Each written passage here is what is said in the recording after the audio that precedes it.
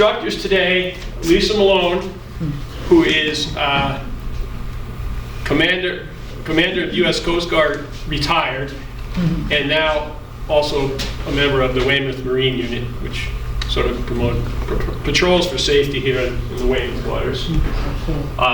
Sally Snowman, who is with the Coast Guard Auxiliary and also the keeper of the Boston Light. So welcome to Women on the Water. And Lisa and I go way back. She's also in the auxiliary, and unbeknownst to us, we joined the auxiliary the same year, 1976. So that means it's our 46th year in auxiliary. Right on. Did you connect those dots yet? Yeah, I did. So it's a pleasure for us to be here and share our presentation for today, and it's interactive, so if you have any questions or what have you, please feel to just speak up. We don't want this to be just a lecture type thing. And in the right hand side of your pocket, you have of your folder are handouts that correspond with some of the slides we're going to be doing. So, and they're numbered 1 through 10. So we can go by color, or we can go by number. And the first one that's there is what's called a float plan. Did they get the other books yet?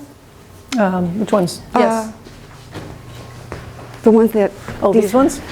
Yeah. Oh, these ones. Yeah. They get both. Okay. So what that is a float plan. And what that means is before you get underway, you should leave your itinerary with a family member or a friend or someone at the yacht club or marina. So if you do not return within a reasonable time after you think that you're going to be back, they can call the Coast Guard and give them your itinerary, the description of the vessel, so on and so forth.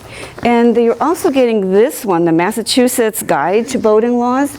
There's another type of float plan. If you were to go online, you'll have many, many to choose from. And if worst case scenario, just take a piece of paper, write down your names, your cell phone number, the description of the vessel, the number of people that you're going to be with, and where you're headed. And if you're going to be doing anything from, you're all on small boats, so chances are you'd be coming back to your home port. But you might get a little adventurous and want to go up to Gloucester and spend the night up there in a nice motel, hotel, or something like that. And we need to know that information on your float plan. And if by any chance it changes, the weather changes, instead of going out to the outer harbor, you decide that you're going to hang in close, go into to Hull at World's End or something like that. So just call the person you left them with and said, oh, we changed our itinerary. So if you were planning on being back at 4 o'clock and 7 o'clock, 8 o'clock at night's coming, nobody's heard anything from you, they will call the Coast Guard and appraise them of that situation. So these are just 2 examples of what that looks like. So that's the first thing, like when we get into boating safety, is let people know where you're going. Even if you're doing a paddleboard or a kayak or something like that, even if you're a 50-footer versus a 20-footer or a 30-footer, this is really good information. And the thing is, if you go to the same area all the time, if you have a fishing hole somewhere, fill one out and you can just keep that as like the template, and then just change it, just call the person or email them or text them of the little change that you're making with that, rather than having to do it every single time. You figure out what works for you. Lisa will really appreciate it, because she's going to be, along with the Coast Guard, the one that's going to try to find you. Well, yeah, I was going to add, and even if you don't do the formal one, I cannot tell you how many calls we have taken, thousands, where they say, oh, you know, my family went out and they went out for the day, they're not back, we don't, okay, well, what kind of a boat? I don't know. What color is the boat? We think it's white. How big is it? A lot of good daddy. I don't know, it could be 10 feet, 15, and it's probably a 30-footer. So any of the pertinent information, just the size of the boat, the color of the boat, how many people are on it, and then where they were intending to go. You just casual information that you might leave with somebody on shore, because there are so many times that we have no idea what we're looking for. We're looking for a boat with 3 people on it, and it might be white and it might be very small, and you know, it's just, and they may be, well, we don't know. Sometimes they go fishing, sometimes they don't. So it's just, you know, as Sal said, you don't have to fill out it's nice to fill that out maybe once to have all the boating information on it, but then, you know, just tell somebody where you're going and what boat you're in. That's the most important part. Okay, here we go, Jay.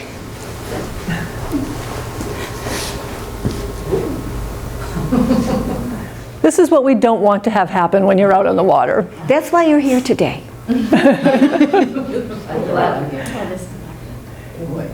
And as you can see, he went flying. And we can get some seas like that out in Nantasket Roads, you know, off of Hull. Are we looking at, just as a gauge? That one, that looks like it's probably about 8 or 10. Yeah, Just 10 feet? I concur. And we can get those. We get a very much a confused sea out there, you know, off of Hull.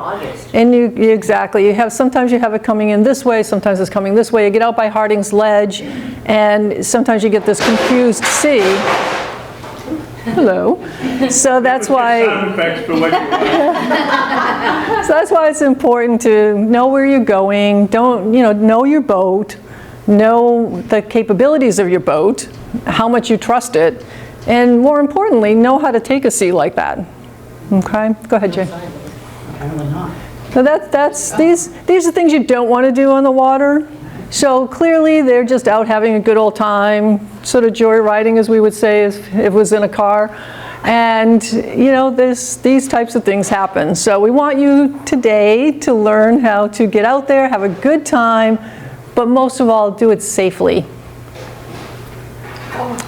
And this is where they weren't paying attention to the navigation rules. They weren't paying attention at all. I went on two cases like that. There was a boat that was excessive speed. It was evening, and he didn't, I don't know why he didn't see the running lights of the other boat, but he didn't, and he did exactly that. He T-boned and went right in. Wow. And fortunately, they both stayed afloat. So we took them apart very carefully, got ready to dewater. I took one boat, another coxswain took another boat, and we brought them into Hewitt's Cove and got them hauled out. So this is why you pay attention. Sometimes you'll see boats where they've buried their stern and they're like this and they can't even see over. So be really careful if you're on a smaller boat and you start up and you bury that stern and the bow comes up. Make sure you can bring it down and you can see over. Because we have recreational boating has exploded. Yeah. And we live in an area where you're going to get a lot of commercial traffic. So we have lobster boats, fishing boats, tankers coming down the Fore River. So you need to be paying attention all the time when you're on the boat. Don't drive the boat and just steer straight ahead. You should be looking all around, and if there's another person on the boat with you, ask them to occasionally check behind. And then if someone's coming up, just say, oh, someone's coming up on your starboard side, or your port side. Someone's coming up fast. So you really do have to pay attention, because on the weekends out here, it's a madhouse sometimes. And things like this happen because they're not paying attention. No, I think you have to assume that 90% of the people don't really know what they're doing either. They don't take courses like this. Yes, we encourage people to take boating safety courses for that reason. In Massachusetts, you don't need a license to operate a boat. So that's why we like to say it's good to take a boating course. Environmental police, the state offer it, Coast Guard Auxiliary offers it. This is an awesome opportunity that 3A provides. So anything that you can do to sort of educate yourself As far as navigation rules, I mean, we'll get into that in a minute, so go ahead, Jay. Was everybody, like in something like this, is everybody uninjured? The ones that I did, there were minor injuries, Okay, so that- which is amazing. Yeah. I mean, when you think about it. This one, probably same thing. It probably looked like they might have had some minor injuries on the blue and white boat. And these are the types of boats we don't like to see out there. Yeah. This is a homemade, we don't know what. But he's got a So- life jacket on. Yeah, right. So I think this is a very Interesting. interesting person who made an interesting boat for himself. Was that So, really around here? I haven't seen anything quite that crazy. Me either. I haven't seen anything quite that crazy for a long time, but yeah, so that's just sort of a fun thing. Go ahead, Jay. Yeah, that's a beauty. All right, back to the boating terms. Here you go, Sal. Okay, so what we have now is nomenclature. A nomenclature is the labels that are for specific topic. So the topic for today is what is the parts of the boat. So we have the bow, which is the front, cleats here, and we have cleats. If we have any time today, we might be able to play around with those. And then we have the back of the boat, the stern, and the part that comes back, the back of the boat that's like this, that's called the transom. And the gunnel is something we do not sit on, especially on small boats, and you're standing, and there's a handrail by the helm area. Okay, so you're the passenger. And now you have this nice thing up against your legs and you just want to sit on it. That is the most dangerous thing to do. For two reasons. First, because we talk about the crazy things with wakes and unexpected type of thing, hitting a log in the water.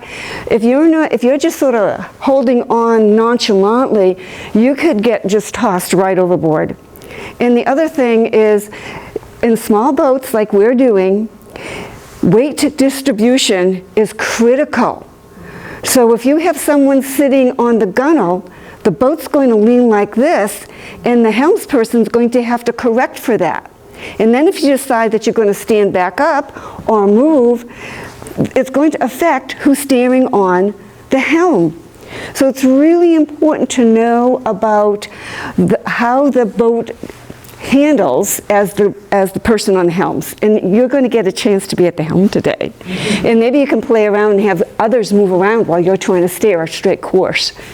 So knowing the nomenclature so that so that when somebody says, oh, put the line on the port cleat, you'll go, what's the cleat and what's the port? We'll move right along to some more.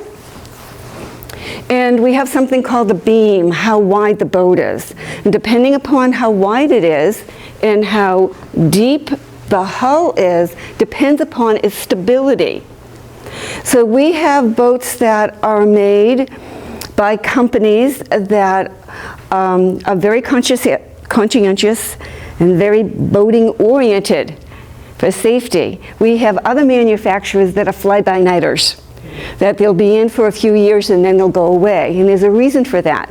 Somebody came up with a design, put the right price on it, and then didn't do the ethical things for it. So it's always best to know about the weight of the vessel, what the vessel's capability is for what you want to do. If you just want to putz in the harbor here, do a little fishing, watching the sunset, what have you, versus if you want to go out to the outer harbor, out by the Brewsters and Graves, you're going to want something a little bit sturdier under your helm.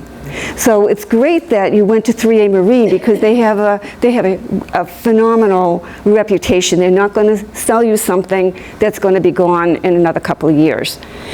So the beam has an effect on it, as well as the depth. So it's not just as a beamy boat and saying, oh, this is going to have stability to it.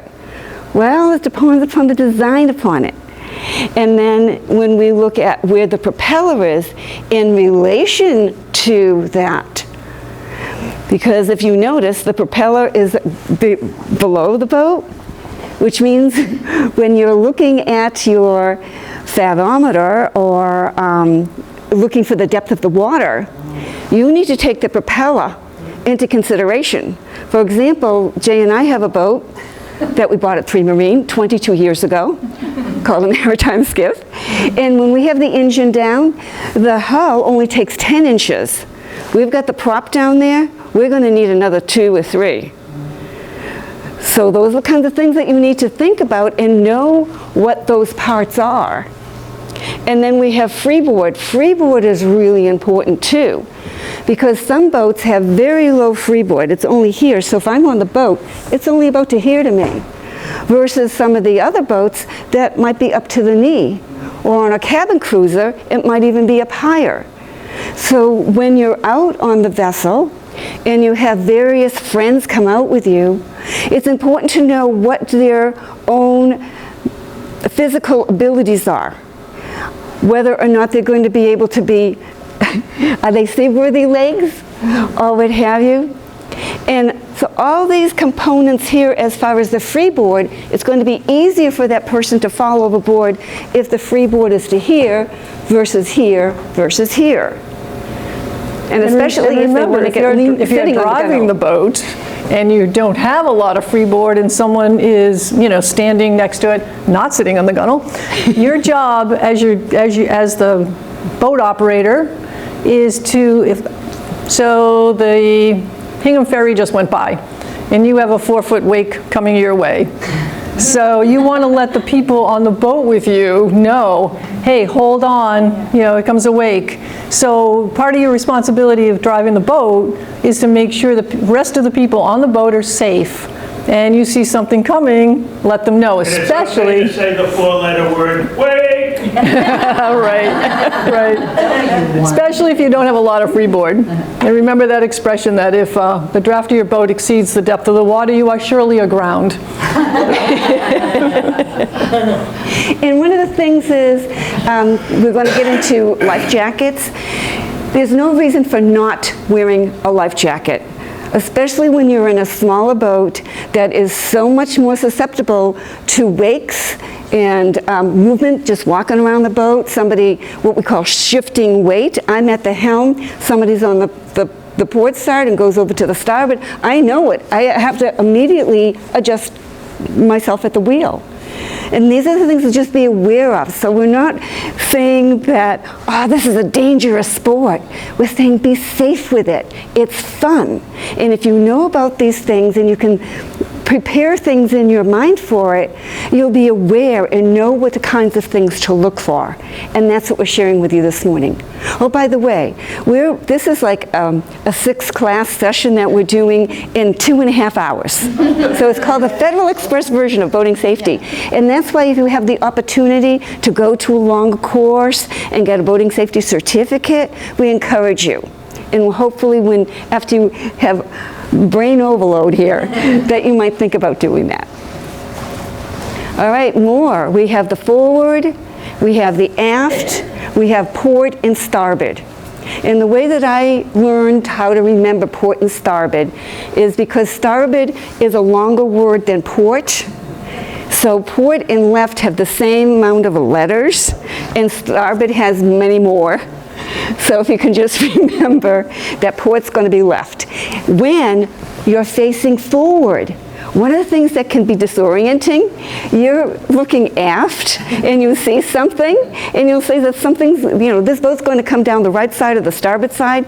And so at the helm, look, don't just take your crew's word for it. Just do a little craning of the neck and see which side they might be coming down. Next. Want to talk about capacity? All right, this is incredibly important. It's on your boat. You will see the capacity plate. All boats have to have them, and it will tell you the number of people, and it will tell you how many pounds. So if you have 5 people that are very obese, then you might have a problem. So it's really important to know, and then make sure you have enough personal flotation devices for the number of people that are on board. And I would recommend, even if you say, hey, there's only 2 of us that ever go out, if you have a capacity of 7 persons, we'll have enough for 7. It's just easier. And so pay attention to where, find your capacity plate, pay attention to that. We've seen many a boat trying to get through Hull Gut with 12 people on it, and it was meant for 6. And they have this much freeboard, and you're out there in the, Hull Gut is like the Southeast Expressway, and all of a sudden you're rocking, you're rolling, water is coming in, and next thing you know, you're underwater. Yes? I just want to say something, because the Hull Gut is one of my favorite places, and I grew up in Hull, so I live in Hull. So I saw these people trying to getting on their kayaks with just, not kayaks, excuse me, paddle boards with dog traps. Wow. Yeah. And I was like, okay, should I I feel like there should be a big warning there. I don't think people understand the gut. Yeah. I think there should be a sign there that says, absolutely do not try to get across here on your paddleboard. Or again, how rough it is. I don't think people understand it's like a washing machine. Yeah, you're absolutely right. Actually, the word is on the chart. Anywhere that says gut, be prepared for rough water. But these people were not from around here. And I think they were just trying to get over to Peddix, like, oh, I'll just paddle over there. Yeah. And then quickly they came back, and I was like, can I help you? Yeah. It was scary. Yeah, it is. There should be a big warning there. And it's black tide, it looks like a piece of cake. Right. Yeah. That's true. But any local knows it's not. Yeah. But if you're not from around here, it's very dangerous. Yeah, I've seen even kayaks try to do that. It's just not a good idea. Jay and I, we go to Boston Light all the time. And to see the kayaks, you can tell the ones that are not experienced at it. And it's really scary to watch them try to go through the gut. Rather than staying, if they're trying to go out into Nantasket roads, they'll be in the middle of the, with all these power boats going by and the ferry boat, and it's like, because they just don't know any better. And we will just watch them in case something happens, that we can just whip them out of the water if we needed to do that. So the thing is, for kayakers and paddleboarders, to stay close to shore rather than going into the middle of it all. And so to cross over to Peddix at that point, go down the river. Yeah, it's going to be a little bit more work.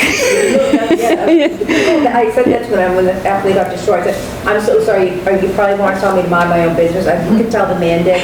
And I was like, just go over that way. Anyways. Yeah. Lisa, I have a question about these plates, and the old 7 persons overweight. Like an RVer who's like conscientious, they know that all the dishes and everything have a weight, and so we go to like the truck weigh station, if you want to be really technical. And then I know if I'm in, because I'm a girl, I got a lot of stuff in my RV. So every time I'm in the boat, I always say, do they have some formula or something what this stuff weighs? And I'm putting in my flashlight and my horn and my life jackets, and I look at my 7 persons and I go, I get it. And maybe you just say, look at your boat if it's heavy, but at what point do you honestly calculate all the gear? Is there a I have to say I never really have, because generally, it depends on what you're going to carry on the boat. If you're just carrying normal boat stuff, PFDs and fire extinguishers and extra line, extra fenders maybe, you're probably not going to exceed it. But I don't know. Terry, do you know if the industry has a thing? Take into consideration is how much fuel you're carrying. Yeah. Especially now we sell boats with bigger and bigger motors, carrying more and more fuel. That's true. 7 pounds a gallon. And we're selling boats with 3 or 300. That counts as, the fuel counts for the weight? Yeah, it's that's not the weight of the people, that's the weight of the boat. That makes it hard. The people you can kind of guess, right? Yeah. Your gear doesn't really weigh too much, but you can pack on a lot of fuel, and that makes a big difference in how you go. That second line is your max. Yeah. 1575. Yeah. That's people, gear, and engine. And the Engine is included in this. Yeah, this bottom one here. Person's boat is gears, motor. Wow. But it's, obviously it's a little bit more. It's 1575, so it's a little bit more. Look at your water line. If your boat's below that painted bottom line, there's probably a problem. Yeah. And float plan, we started with this because if you walk away with anything today, this is the one thing that you need to know. Let people know that you're going out, where you're going, and when you think you're going to be back. We'll hit it again. You can make up one form for the season, what you would generally be doing, so we'd know where to find you. And if you deviate from that, just call, text, or email whoever is the custody of that at that time, and you can feel free to give it to more than one person if one person travels a lot or something. Some of us are old enough to be brought up as kids. If you didn't tell Mom where you were going, Yeah. you're going to be in big trouble. And now we're going to get under the pre-underweight check, as we call it, with the Coast Guard and the Coast Guard Auxiliary. This is really important because we have state regulations and federal regulations. And the books that you were given here, they're from the Massachusetts one, which will include all the federal plus the ones for Massachusetts. And we have this idea that, oh, it's a great day, let's go out for a ride on the boat. So you go down to the marina, you get yourself going and take the lines off and boom, you go. Well, it's for safety reasons, you want to take a long breath and say, okay, let's see now. Is everything where we thought we left it the last time? Where are the life jackets, the anchor line, the visual distress signals? How many people are you going to have? What do you have for your fuel? Does your oil level have to be checked? So you do all of those things dockside. Don't say, oh, we'll check it when we get underway. We want to take advantage of this before all the bedlams, happens. It's a Sunday morning and people are a little bit slower getting up, so you want to get ahead of all of that. Always take the time to check this, even though you're doing it, a bazillion times. That bazillion and one time is the one that can catch a shock. Because you need to have a paddle if you're a certain length vessel. And we're going to talk a little bit more with some slides about, once again, the distribution of the equipment and the people on board. And now we get into a vessel safety check. And this is important because they are free. They don't cost anything. And the two organizations that do that is the Coast Guard Auxiliary and the Power Squadron.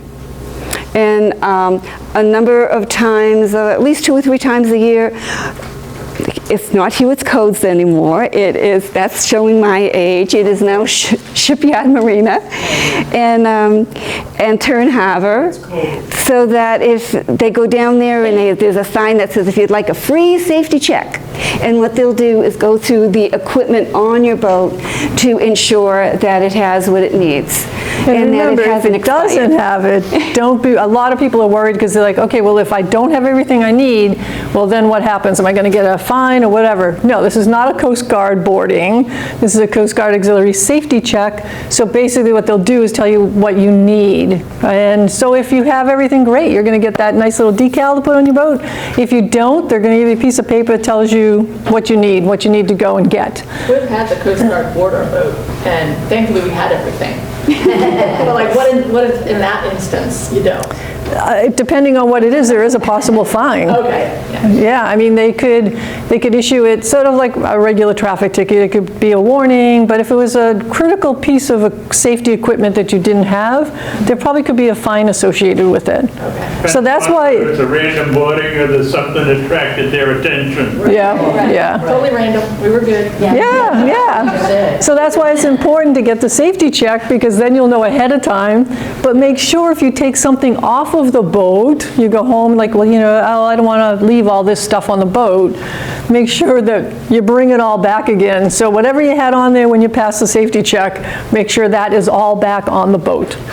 You just said critical piece of equipment. In your opinion, what do you think maybe Personal flotation devices, fire extinguishers, And The this, old flares we got caught before they got expired.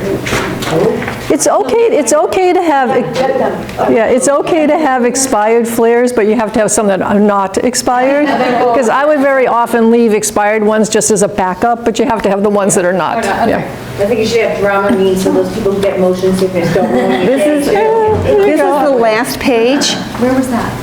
and it lists your length of boat, because your length depends upon what you need to have, Oh, there it is. okay? I see. So this is your checklist. Oh, right there, okay. And there's on the second to last page, well, you just turn that page over, they have a safety required, and then the vessel systems check, and the departure checklist. So these would be your pre-underway check that was called something else on the previous slide. And if the Coast Guard tows you in, you break down, generally, you know, you're going to get the non-emergency towing folks, you know, Boat US, Sea Tow. But if for some reason something's happened, you have a lot of kids on board, or there's someone that is ill, so the Coast Guard is there first, and they take you, because it's not a good situation, they'll take you in tow. You're going to get boarded. So that's just the routine. At the end of the tow, you're going to get boarded. Some harbor masters will do that as well, as if, you know, you're kind of in a local area and they tow you in. As they're coming in, they might look and do a safety check as well. So it's worth trying to either go through that chart or seek, you know, a Coast Guard auxiliarist or a Power Squadron person to come and just do the check for you. Just Terry. one quick note, on all the boats that we deliver, that we sell, when we go in the water for the first trip, you're legal. We put all that on the boat as Nice. part of what we do. Did you get the decal? No, they don't give you a decal, but One thing you have to let them know is if you've got children, they're not necessarily, if you get the safety package, you're not necessarily going to get a child's life jacket. That's true. For the kids. One of the most rewarding safety checks I did was a young family, the brand new boat, everything on it. This is, where's your kid's life jacket? So you have a lilac colored sheet in your folder. It's labeled number 2. This talks about who can operate motorboats, what age they have to be, and what have you. So just a quick check. And one thing that's growing in popularity here is the personal watercrafts. And so that, you know, teenagers think that, oh, I can do that. If they are under the age of 16, they need to take a boating safety course. So if you have any teenagers or know anyone that has teenagers, share this piece of paper with them to help them stay out of trouble. Next. And this is the decal. And the date that's what you're looking changes. for. This is the 2007. They change the date every year. And they put it on the port side of the vessel. If there's a window or the center console, it can go right on the fiberglass piece. And it's something that just because you got the decal on that day, you need to do your pre-underweight check to make sure that everything's still up to snuff, such as your visual distress signals that we'll be talking about. They expire. Jay and I, we have ones that are going to be expired in July 22. We have an examination now we're going to pass. But come July 2nd... We'll still pass because we get the 2025. Well, you're missing the point. So we're okay now, but we're not going to be okay come July. But we do have a 2025 purchased at 3A Marine 2 days ago. So why is this important? It's not just for going out for the day and anchoring and, you know, reading a book or doing a little fishing or whatever. Anchor, anchor line, very important in case you break down.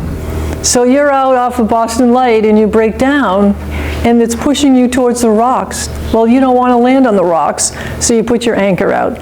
So I would encourage everyone to, if you've never anchored your boat, get out the anchor, make sure the line's attached, and make sure there's, the very end of the line's called the bitter end, and there's a reason for that. So if you put out the anchor and it starts to go down, and you watch that line go, if that line isn't attached somewhere on the boat, choom, there goes the line. And I have seen that happen. We went to tow a boat, and then we got a mayday, so we said to the gentleman on the boat, put your anchor out, another boat is going to have to come and get you, because he was just broken down and we were going to a boat fire. And said, just, put your anchor down. So I'm driving the boat, we're going away, all of a sudden I hear one of my crew members go, oh no. And I said, what? And he said, look at this. And there's also a way to put your anchor out, which is to put it over the side. You don't have to heave it. And he literally was heaving the anchor, and he let it go. He loses his balance. He's hanging onto the bow rail. The line is speeding right by his face, and it was not attached. And boom, there it went. So now he's screaming for us to come back, but it was fortunately a calm day. He wasn't in a lot of danger of going aground anywhere. So we were just like, no, we have to go, we have to go. But the crew was just like, oh no. And the only thing he could do at that point is to mark down where he is, his latitude, longitude, and hope that maybe a diver can go down and get his anchor, because it was a big boat, expensive anchor, expensive line. So make sure you practice anchoring and de-anchoring, because if it's an emergency and you need to get that anchor out, you want to know where the anchor is, you want to know where the line is, you want to make sure it's attached properly. There's a technique to de-anchoring, to bringing it up too, because ours was stuck. Yes. So you have to reverse the boat or something? It depends on the anchor, but an anchor like that, yes, you can start to reverse. What you're trying to do is just sort of break it from the bottom. Yeah. And then sometimes you might go forward again, and all you're trying to do is break it from the bottom. These don't often, unless they get hung up on something, they usually will break up pretty easily off the bottom. The other thing that you can do is make a circle around it. So if it's stuck in this way and you're pulling this way, if you bring it around this way, it can pull it out that way. Yeah, if you have room, that's if you have room to do that. Option to look at. We're not still there, so we made it out. Yeah, that's right, you're here, so. The other thing listed here is not required on your vessel: a radio and charts. But they're good things to have. And they say, I've got the cell phone. You know what? Once you get out of the range of the cellular towers, you're going to lose this. So it would be good if you have the radio and then know how to use it. So we can be talking about that in a bit as well. That's okay. Just wanted to see what was else there. You're not required to have the spare parts or tools on the boat, the radio, the dock lines. So these are things that just because it's not on the list doesn't mean that you don't want it. It just means these are the ones to be in compliance with the laws of Massachusetts and federal government. This is a new one. Yes, this is fairly new. It's required on boats less than 26 feet, and what this is if you should get either thrown away from the helm or tossed off the boat, it's a kill switch. It'll stop the engine. Now this one is a physical attachment. They do have them where you can get I call them like remote ones, but you wear a little device, and then there is a device on the dash, and so you don't have to be physically attached. And fishermen like this that are in small boats, because then they can walk around anywhere on the boat, and they know that if something should happen and they get popped out of the boat, the engine's going to stop. So either way, but this is required if you have a boat less than 26 feet. It's now a federal law. Yes. It's a federal law now. And it's probably a good idea to have more than one lanyard, because if somebody gets disconnected with the lanyard, the boat's going to turn off. If you have another lanyard, then you can start the boat again and go rescue them. And the other thing in wearing it, so this person has it around his leg. You can have it on your wrist, you can clip it on, we were life jackets, we can clip it onto our life jacket. The thing is though, if I step away from the helm, I'm going to stop the boat. So those are the kind of things you have to do. That's why the Something new to get used to doing. that's why the electronic ones are nice. I mean, you know, obviously it's extra money, but it's, More of the electronic ones. yeah, I'm sure, because, you know, it's a boat, we're supposed to spend money, right? So, We do install them, yeah. But can you install it? Like if somebody's here? Well, no, there's ones we sell, it comes with a little wristwatch kind of thing. Oh, okay. And if it goes in the water below 1 meter, it'll kill the motor.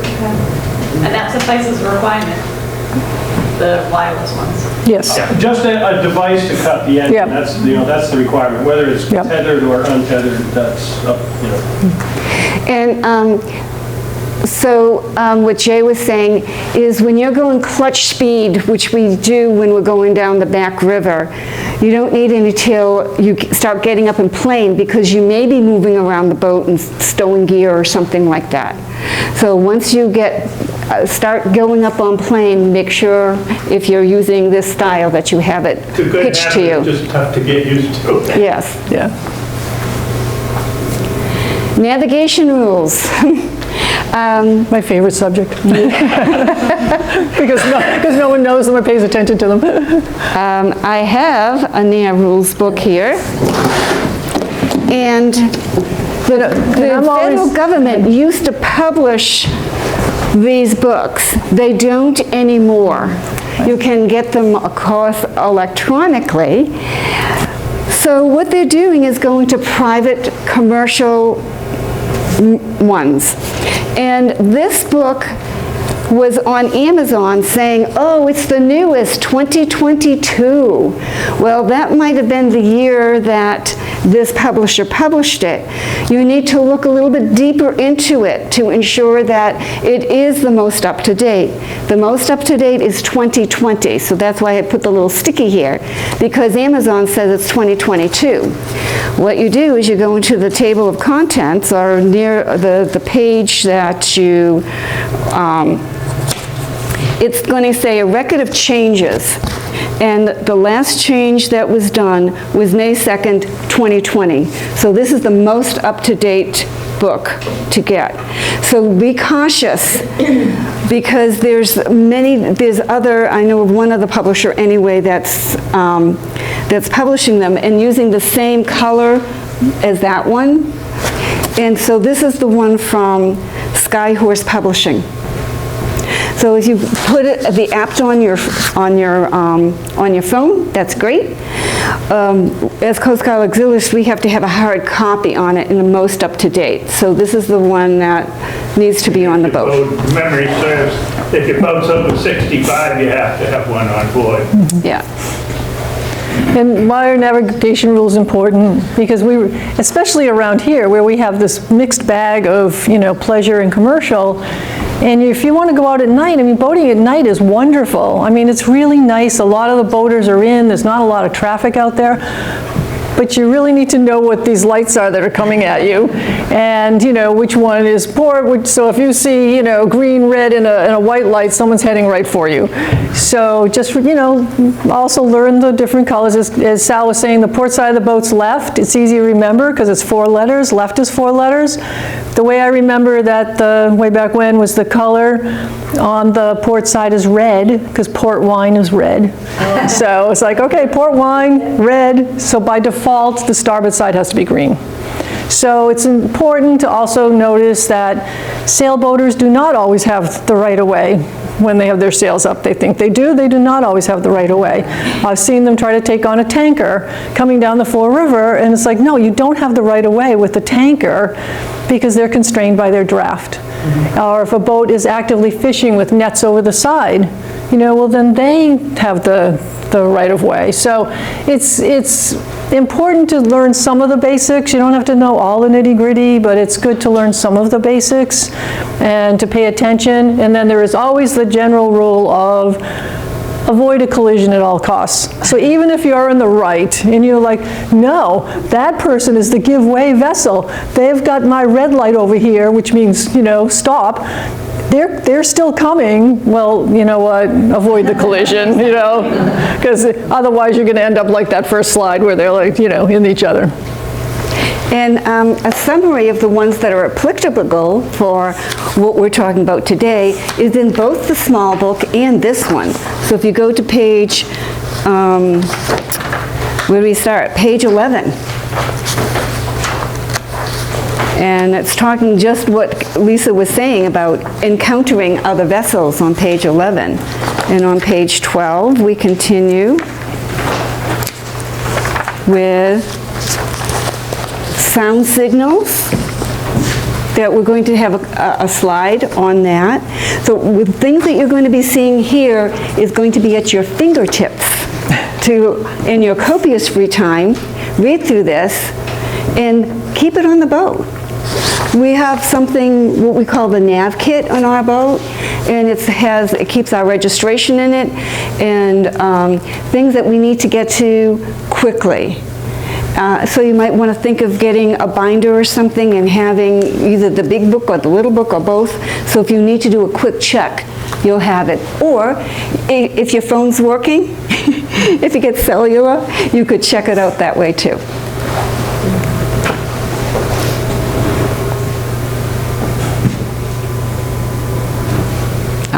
Navigation lights. What you're going to have is here. And once again, we go back to 3A and the integrity of that organization is that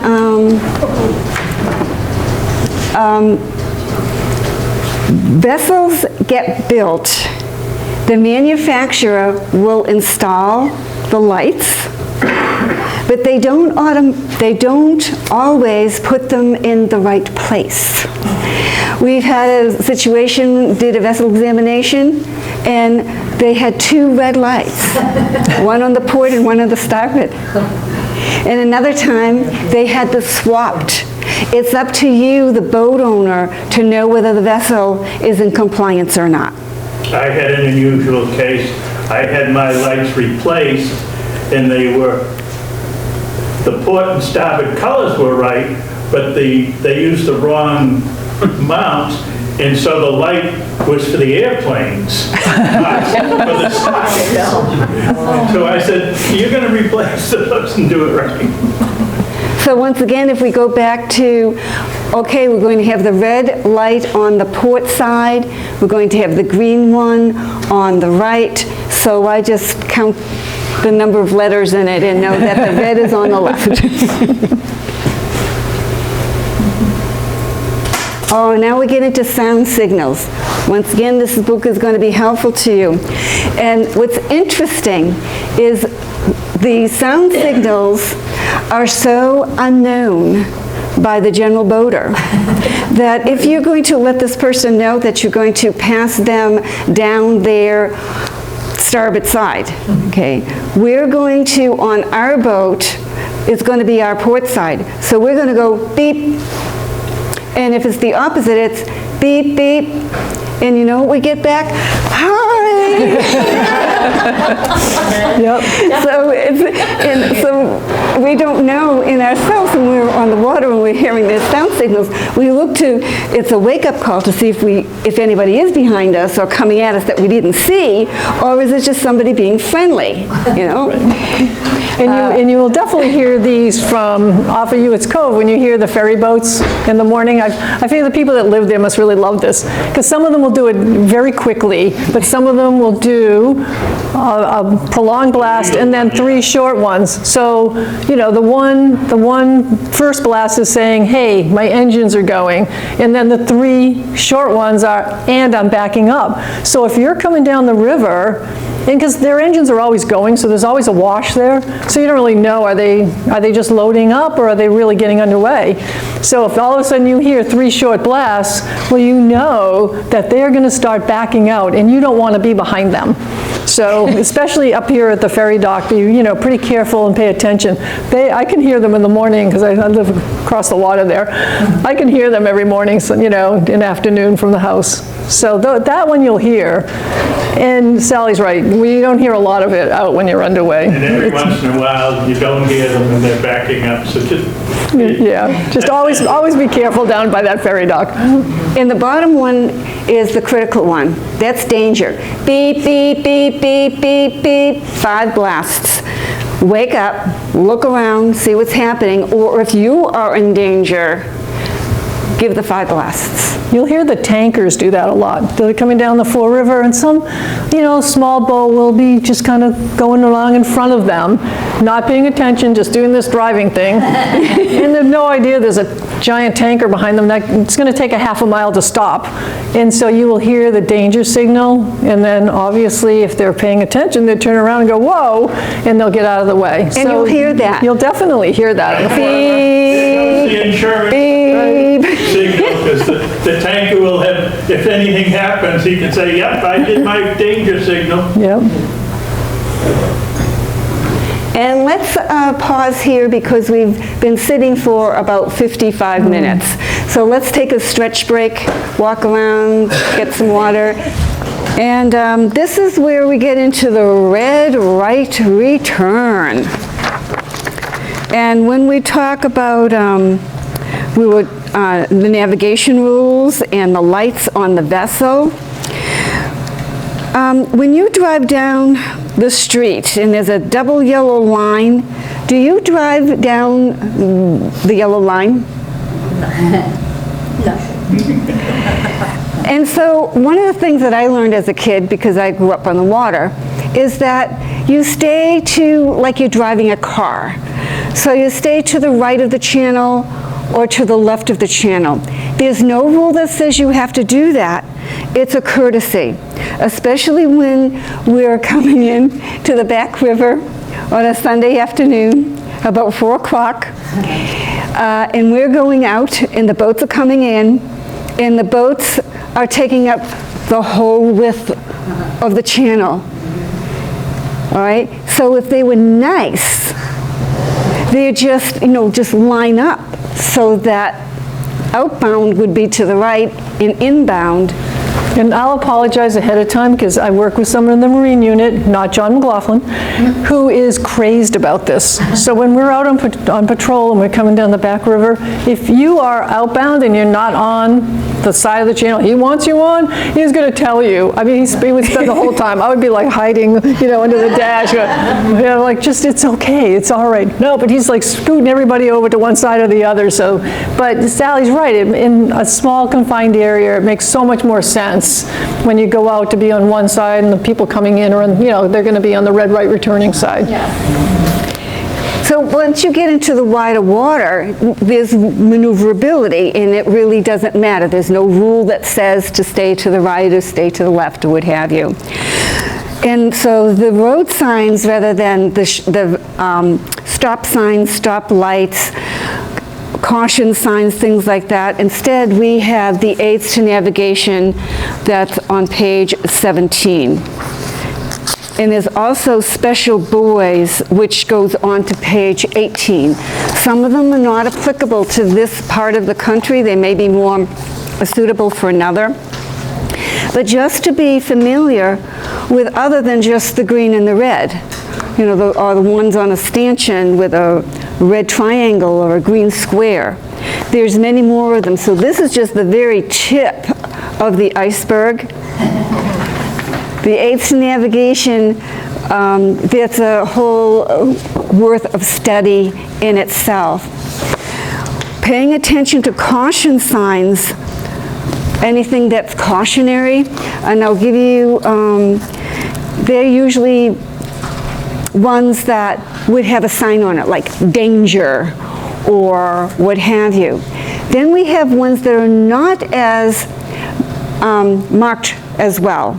And an example of that is if you go out of Howgut and you take a hard right rudder, you don't stay in the channel, because if you're staying in the channel, you'll go straight out and then go into Nantasket, Nantasket roads.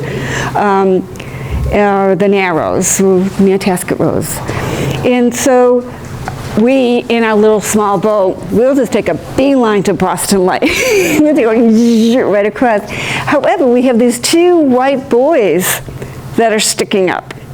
And they are ones that is the water that runs over to George's Island.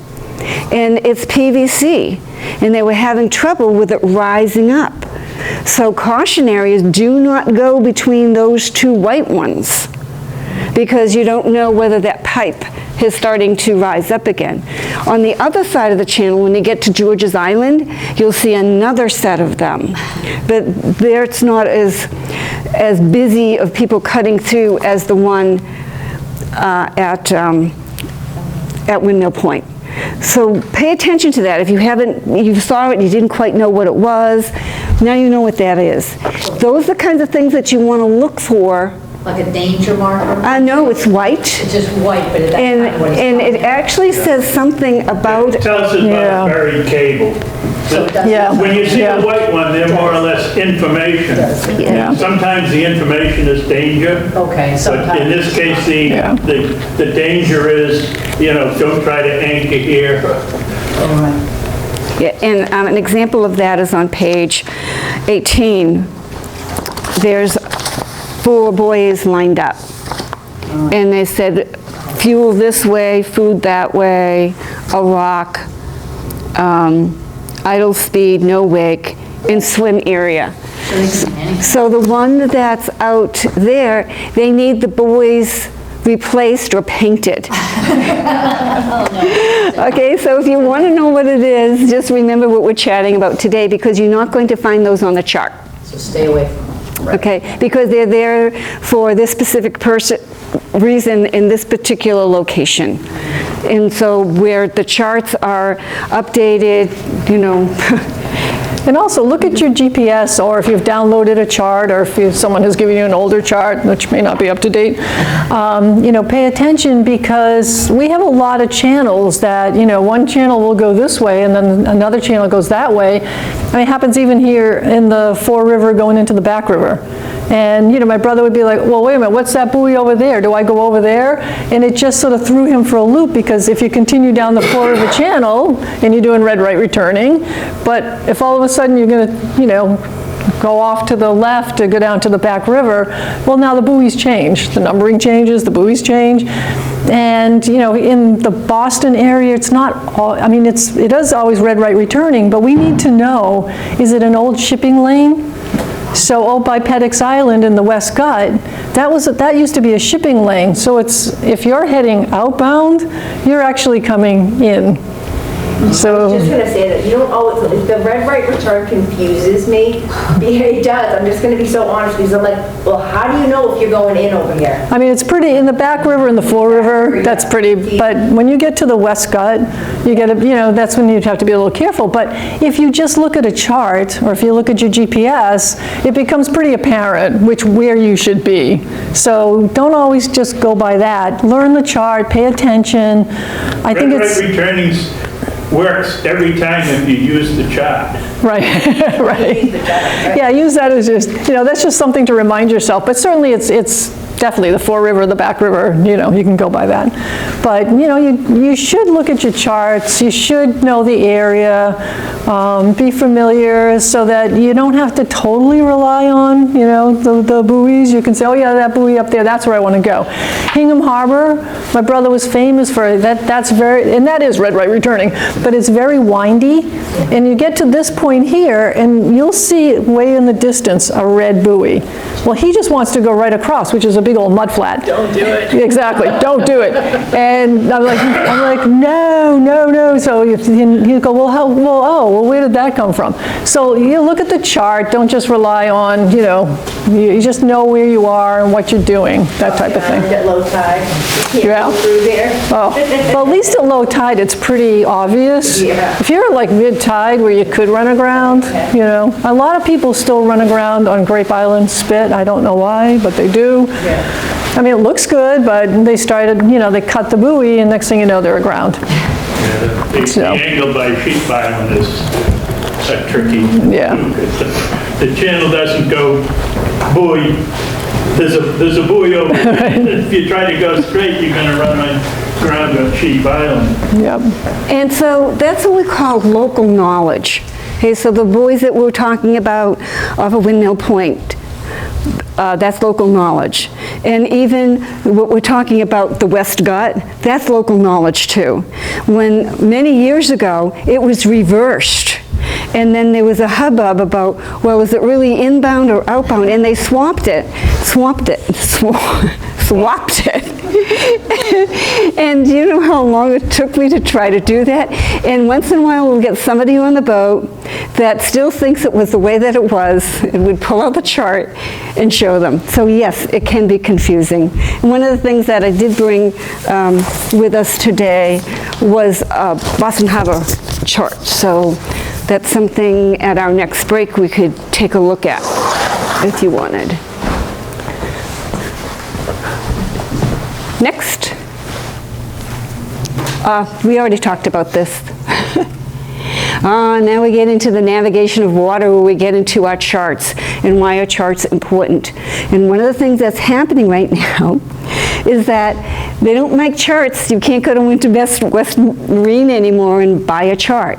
If you want a paper chart, you have to order it online. And they'll ship it to you, or you can send it to your local store to pick it up. And they are different prices. So if you go to Amazon, you're going to find them anywhere from, like, say $12 all the way up to, I saw one like for $70. It has to do with the paper stock and whether it's laminated or how it's laminated. So I go to the middle of the road, I buy the $27 one.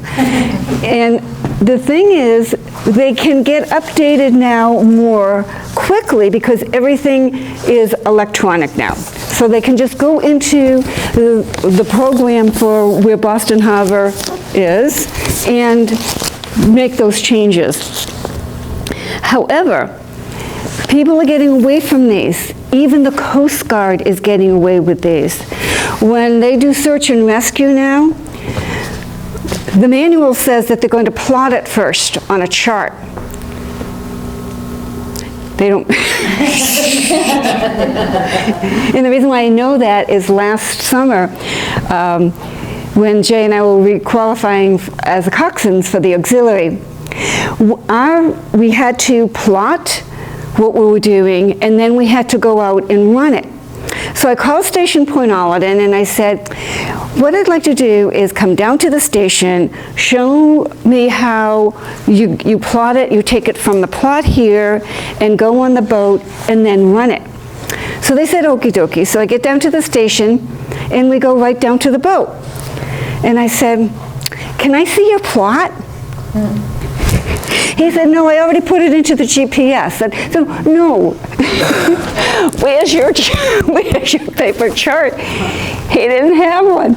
I almost busted a gusset. I just could not believe that. So here at the auxiliary, we are doing these search patterns, we're laying them out, we're running them, and I wanted to see how the Coast Guard did it to make sure we're aligned with them. It was like, oh my goodness gracious. And the worst of it was the search area was just inside of Howgata on the Fall River. It's like, this isn't a good place. So that's what I'm telling you that story just because everyone's just going with electronics.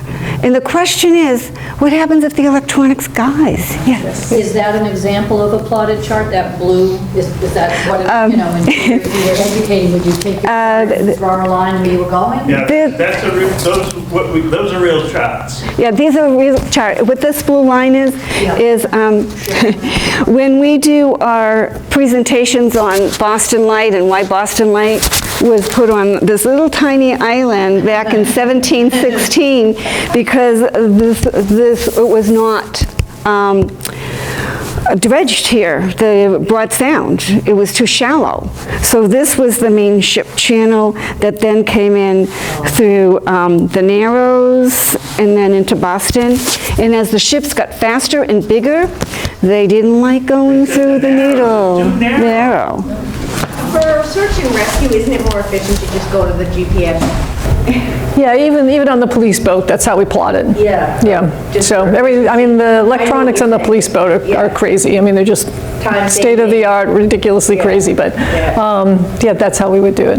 But if you want to learn about navigation, do it on paper so you know what you're looking at. Yeah, I think it's important to get a chart and to familiarize yourself with it, with the islands, what's around, what. Leave without it. Yeah, you know, I mean, even on my personal boat, I have a paper chart.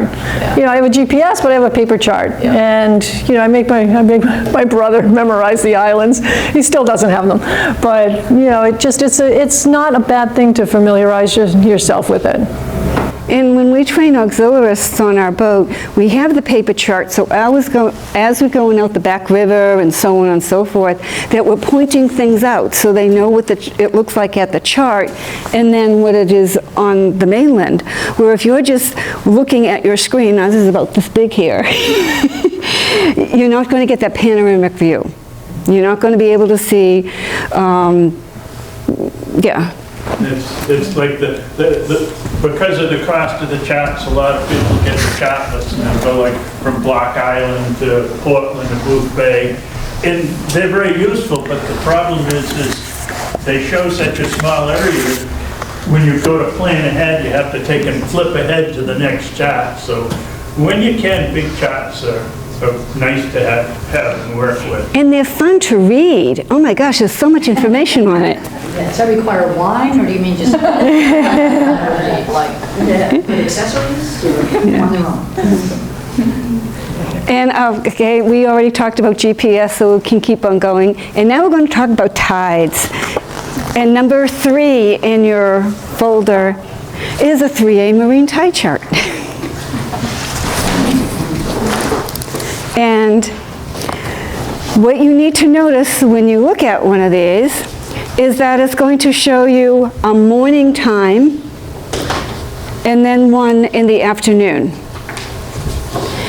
And it will also show you what the height's going to be, when the low tide's going to be, and how low the low tide's going to be, and then sunrise, and then on the right-hand column, sunset.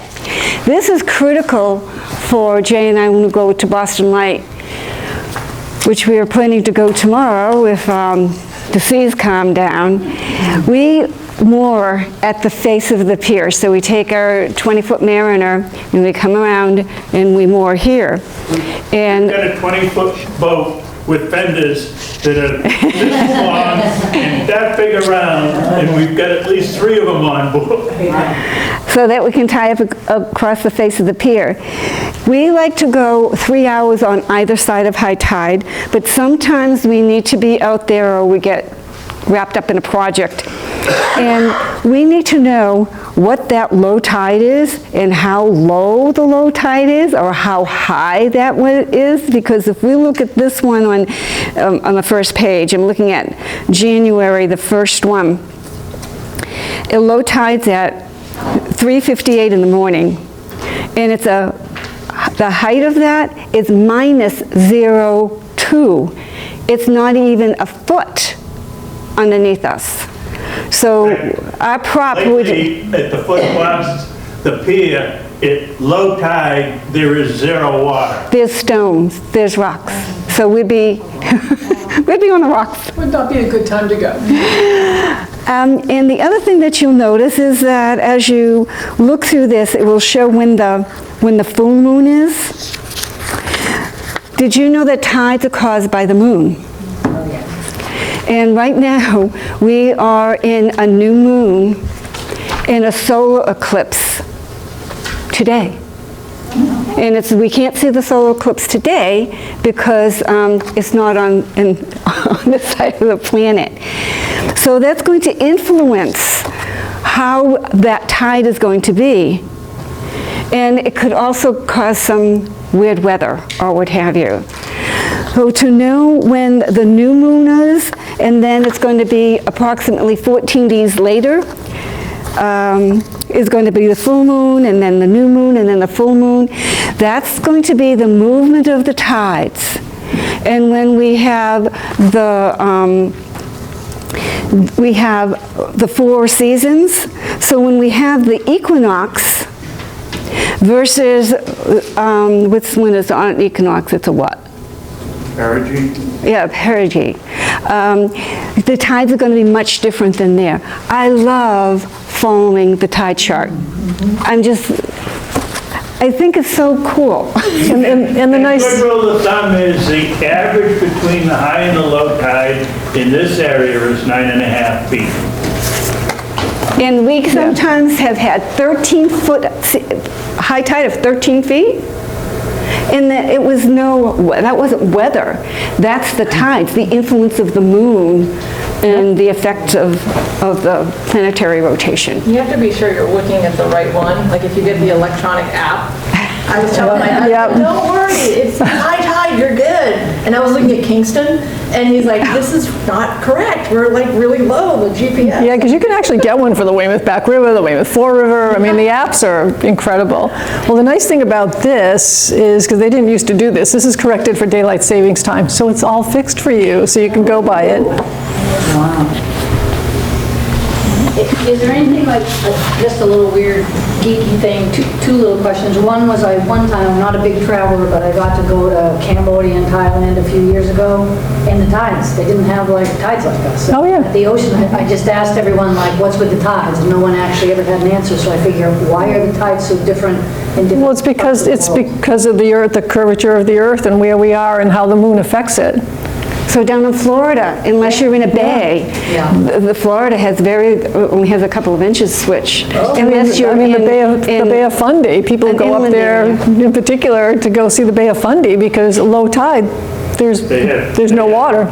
In excess of 20-foot tides. But Yeah. the strange thing is, here's the Bay of Fundy, so the Bay of Fundy is here, Nova Scotia is on the east side, but on the east side of Nova Scotia, they've got 1 or 2 foot tides. So we've got 9.5 foot average tides here. You go through the Cape Cod Canal and get into Buzzards Bay, they're like 3.5 feet tides. You know what, I was like, what is happening? So I was at Jetty's Beach on Nantucket, Yep. and the tide doesn't come up and down, it rises and lowers at the beach. I was like, this is a first for me. It doesn't come up. Yep. Yeah, like Nantucket. Yeah, it gets deeper and more shallow with the tide. I'm like, okay. So it's just geography. It's just geography, exactly. You know, you go to Ireland, you go to Galway, and the beach in Galway at low tide, it's like you've got a sand that goes out, almost a mile, and then high tide, it comes right back in again. Depends on where you are. I think that just because every 6 hours it changes, okay? So 6 hours it's high tide, 6 hours it's low tide. And if you just go by the averages, you're going to get stuck one of these days because they take 365 days a year times 2 and come up with an average. That's how they do it. Wow. And they don't take into consideration the cycle of the Earth and the Moon and the cosmos. Which this does. Yes.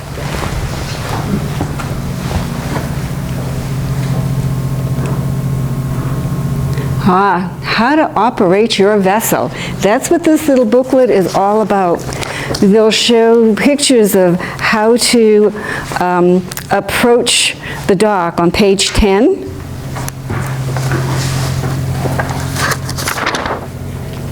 It's only one pager.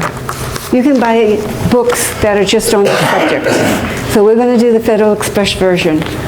And when you go out on the boats this afternoon, do not be shy. Get on that helm. They're providing these for you so you can practice. Take your turn. Do it. We've got a lovely pier out here to practice on. I don't know where did they? Around the corner. I was going to say, where did they go? They didn't. Shipyard turned harbor. Well, it's good because I was going to say they didn't really want us, distracted and watching. But definitely take your turn. I encourage you to do it. And when you get on your own boat, especially this time of year, if your boat's in the water, go find a place where the piers are empty and just practice. I mean, practice coming in straight on. Practice coming in this way. Practice playing with the wind. That is the best way to get to know your boat and how your boat handles and what it does when you're in wind or current or the tide is pushing you. So today, they've provided these boats. there are not a lot of boating classes that will put you on a boat. They'll give you a lot of classroom, they will not put you on a boat. So take It's the full auxiliary teaching that advantage. does not allow us to do that. Right. So, or the power squadron. So take full advantage of today. Don't be shy. You know, they're going to be there. All the buttons? Or just some of them? No, We you're all take going to go. auxiliaries We all out to have turns. practice. We take them out to Grape Island, usually if you go out at early evening or during the daytime on a weekday. Don't try it on a Saturday or Sunday. But because the docks, they have two heights of docks, so you can go and play around with them. Yep. And you'll need something to scrub the black tire marks off. But it won't hurt the boat, it'll just make it look funny. I mean, I did that last year. I had not been on the big police boat. And so the first time we got underway, I said to Steve, let's go over to Grape Island. It was early in the season. And I just spent a whole lot of time over at Grape Island just approaching the dock from every direction I could possibly think of. And anytime I was on the boat, I'd play. I'd just go someplace and play with it. And that's the best way. Don't be shy. Just go and do it. It's a boat. And I know you don't want to scratch it. It's a new boat, but it's a boat, you know, have fenders out. Scratches, it's not that bad. Yeah. And the other thing about Grape Island is that depending upon the currents when you do it, if it's a flood site or what have you, so you're going to go out there and play, I got this. I go this way and this way and this way and this way, okay? Go 3 days later at the exact same time, and you're going to have to learn it all over again because you're going to have different influences on it. So it isn't just saying, oh, I did a great job today, I think I got it. As soon as you say, I think I got it. So here we have loading the gear and passengers properly. You want to make sure that when you put your gear on the boat that it's somehow secured. You don't want just a paddle sitting on the deck or life jackets just, hanging around. They should be on you. We'll talk about that later. And if you know where those things are, and then you have your passengers, your guests, so that they know where they are too. And so what we call it a pre-underweight check. So you start off by showing them where the anchor is, the anchor road, the lines, the fenders, things like that. Or as you're getting underway and you start stowing it, let them know too. Because although they're passengers, you're on their boat, they have responsibility. They need to be your lookout. So when you pre-underweight check, explain that to them. You're not just here to go la la la la la la. Everybody is responsible to help make sure that no target's coming at us or we're headed at something that we're not. And they gotta enjoy their time with you. Yeah. More knowing where stuff is supposed to be. And being a part of the crew.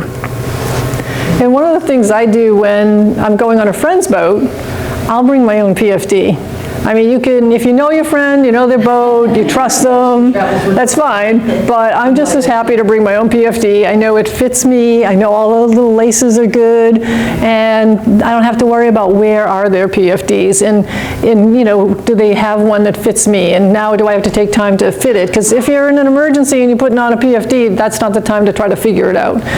If you're going out for a day, you might want to find out where their PFDs are. Ask them to assign one to you so you can put it on, fit it to yourself, and then put it someplace where you know where it is. We'll talk about PFDs a little bit more later. One of the classic things when we're doing vessel safety checks is they'll have their brand new PFD still in the plastic. Well, that's Not only can't you get it on quickly, but in the plastic it's probably going to get moldy. So PFD is called a personal flotation device. So it is personal. So it would be great if everybody that's at least regular on the boat does have theirs and their name is on it. All right, next. Does it look familiar? Okay. Yeah, now you know what those boats were doing. They were broaching. And that you can do this very easily off of Nantasket Beach. If you do not know how to approach a wave. So what we do when we have waves,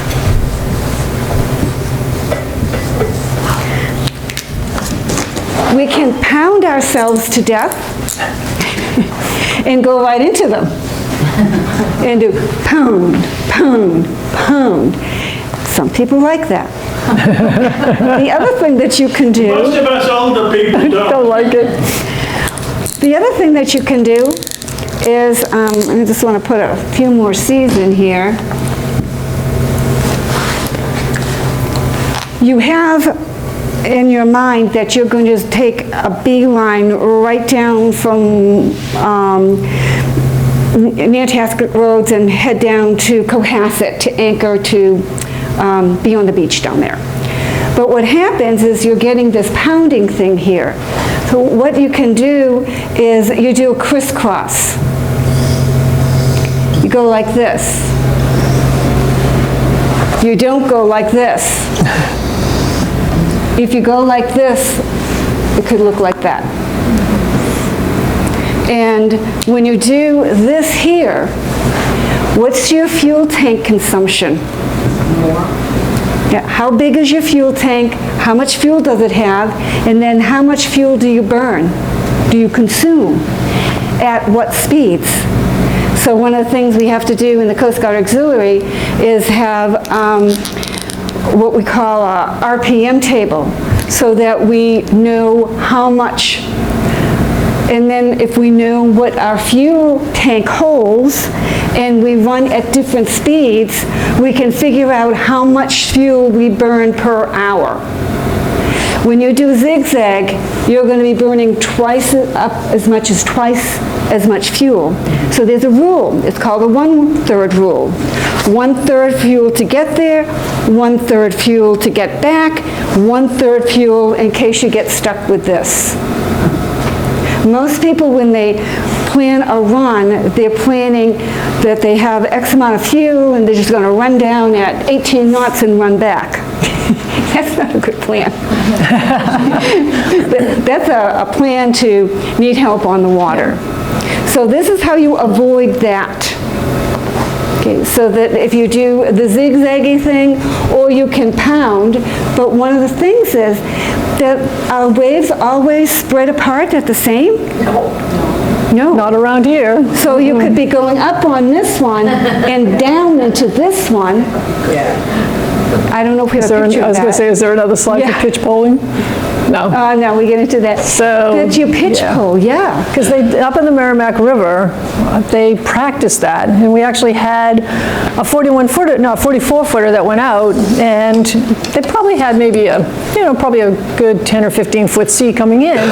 And basically what they were trying to do is ride that in and not go over the top of it, which is what Sal's talking about. They had a drogue out to slow them down so they could stay on the wave. They came in and the drogue broke, the line parted, and they went up and over and they went right down. It's called pitch poling. So the boat literally went down like that, the bow hit the bottom, it flipped over, and it was a 44, so it righted itself, and then got pushed in. And they were so lucky after doing it, because they're all buckled in. All of that, they had one broken finger, and someone had gotten a cut on their leg. But they had completely pitch poled. So that's the danger. Know the sea, and if it's a big sea, you don't necessarily want to go up and try to ride that in, because if you go over it, then you just go boom. So the zigzaggy is the safer way. Yeah. But you need to know your fuel consumption. So how, if you're, I'm sorry. Go ahead. I'm having visually a hard time comparing those waves with that picture. So those purple waves? Yes. I'm driving the boat, right? Yes. Am I going? You're going there. This is your boat. So if and then it's going to flip. If I transfer that to that picture on the screen there, yes. If I know he's not, I don't want to do what he's doing, but would I slightly tilt my boat to the port side so I'm going up at an angle? Yeah, that's how you zigzag line. Yes. Go port at an angle, go over the wave, and then go starboard to go down a little bit, and then port to go over the wave? Okay. Think That's 45 the degrees zigzag. into the wave. Yeah, that's the zigzag. Okay. That was a good question. Your speed is obviously not maintaining the same speed doing that. Right. You're going to be adjusting your throttle as you're going through that. Well, especially if you're doing this way, you'll constantly, your hand's going to be on that throttle, pulling it back, putting it forward, so that you can ride out the wave and then come I down. feel like I've done that. I've gone out and I've been like smashing down and I'm like, I know I'm not doing this way. It's going to be a better way. I mean, you can do that, it's uncomfortable, and you can do that. It's not enjoyable. And sometimes, if it's not to that broaching, just pulling it back so you're going at a speed that you stop pounding, it'll be much more enjoyable. And if we go out in the boat to have fun, let's have fun. The thing is, the other thing to do is, when you don't have big seas, but just little seas, play with it a little bit, just so that you know what the stability of the boat is. So that's on the job training. So flatter boats are going to slam more. Boats with a deeper feet in the hull are going to splice more. And the other thing, when the boat pounds, if you're going right into it, gear's going to fly all over the place. So that's the other reason why you need to have it secured. Tie it down or put it in a locker or whatever you might have. Okay, next. Now we're talking about how to get underway, how to get back into where you came from. The only way to learn this is to do it. So once again, when you get underway this afternoon, get on the helm and take the opportunity to play around with that. And this is a great time of year to do this because there's not a whole lot of boats out there. And where we have our boat at Turn Harbor Marina, it's really tight. We're right up against the bulkhead by the parking lot. And for the dock used to be this long, and then it was this long, and then it was this long. There was a time where we were the fourth to last boat on the dock. We are now in the middle. So where Lisa's boat is, I've got a great spot.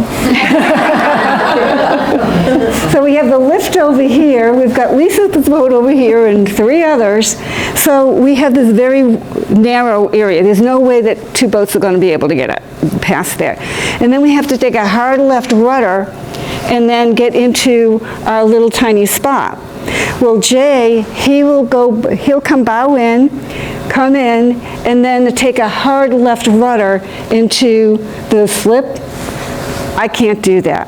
So when I'm at Lisa's boat, I go around 180, I back down, then go forward, and then pull in, because our dog, we have a neighbor. We're here, he's here. So you really have to turn that to get in. So make it easy, world. Come in and just come in that way. So those are things that you get to play with to see what works for you. And one of the people that we were training with had a saying that is so true. Neutral is your friend. Yeah, you don't get and when you start getting nervous, we have a tendency to do that. That's when you stop and take a breath. And remember, I had a salty old friend who used to say, you can always put way on, it's harder to take it off, meaning forward. So when you're coming in, play a little bit. First of all, make sure you have reverse before you start getting into the docking area. Make sure your reverse is still working. But if you're going forward and you put it neutral, you're gonna keep coasting. So come in slow if you can, if the wind is cooperating. Just come in a little bit slower, and then you can put it in neutral and see how fast you're coming in. Before you don't want to come in and then try to slam it in reverse and hope that you're going to stop before you crash into the dock. All boats are compromises, and most of us in our boats want to go forward. So going backwards is not, it usually, when you pull it in reverse, it doesn't automatically start going backwards because it's made to go forwards. So you have to prepare ahead of time. And the other thing is, this is where the passengers on the boat need to stay put. If you have one person designated to put the line over, if everybody starts going to the port to fend off, we lose control of the boat. So have the people just stay put with one crew member handling the lines. And this is on-the-job training here, you know, for me to figure this out. Stay put, don't move. Or if you do, say shifting weight. We use that language. And one of the things this slide shows is that line to the bow is called a spring line. And so they're going forward and turning, so that line is helping them to back out. So they're going to be swinging out this way. And preparing, I jumped ahead, that's what we just talked about. I have a stupid question. On that last one, Yeah. he was backing out, right? Yep. So if the wind is coming or the current's coming towards the dock, you can't just like put it in forward and like turn your wheel and, Oh, go this way? yeah. Well, if you have enough room, you can, but you're being pushed against the dock, so as you come forward, you're staying against the dock. But oftentimes, you don't have any room up there, so there's a boat up there. Gotcha. So the idea is to just get your stern out, so then you can release the bow line, you can back out. The other thing to remember is the turning point on the boat is about where the windshield is on that boat. That's where the boat moves, because, so if you try to go forward and turn, what's going to happen is the stern is going to slide over to port while you're trying to go off. And We the get other spoiled in thing, the car because you turn the front wheels and the car follows where the front wheels are going, but it's not that way in a boat. and if you're in a slip, you've got your dock right here, so you can't go forward. Yes. But that line is Good question. connected when he's, Yes. Yes. What, this line here, No, the the one stern? with The one on the, No, the bow Oh, line. up here. But Yes, you got to be able to release it, it's not tied. We release them all before we get off the boat. yeah, same with us. But I would like not to if there's a possibility of not doing that, because then you have zero, like, control back to the dock. Well, the reason you have the line is because they're going to go forward to kick the stern out. Yeah. And then you got to be able to release that line. So it's simply around the cleat so that you can just pull it back in. It's not tied to the cleat. it's just a round turn around it, so you And you don't need it, it's just that's going to help you get that stern out. I didn't know you could do that. That's wrapped around the ear, yeah, I didn't know you could do that either. No, it's just around the cleat. It's not not wrapped. wrapped. Okay. It's literally just around the cleat. And it'll just come with you as the boat goes, it'll just come Yeah, like that. exactly. Because you're not on the dock, you're in the boat already. Exactly. Actually, I'm holding that for you. Okay, so as which is another it's, lesson, you want to make sure the cleats are securely attached. so I'm just paying the line out, and then when we're clear, just pull it. Keep pulling. Wait, show us how you had it, show us how you had it on. It's just a, Just one. Turn. yeah, Yeah, it's just looped over, see? yeah. So it's not tied, it's just like that. No, this is using, This is that's your a spring line to help you get off the dock. Okay. Yeah, so when we're done, I just whip it off. Because that's a very anxiety-producing maneuver, when you have no lines to your point. Very stressful. You're like, everybody go next to me. We gotta move the wheel correctly and the prop has to turn and we gotta make sure we're got enough push and, That's why you play. That's why you go out and play. And that's where fenders come in. yeah, love your fenders. And you go slow, because if you go slow, and you just bump it a little bit, it's not going to be an issue. Just like if you know, we're getting into a parking lot, a parking space, and you accidentally just bump the fender of the car in front of you, there was no damage, it's just a little kiss. Well, it's the same thing. If you're going slow, or you're in idle and just sort of working your gear, you're not going to hurt anything. Is that okay?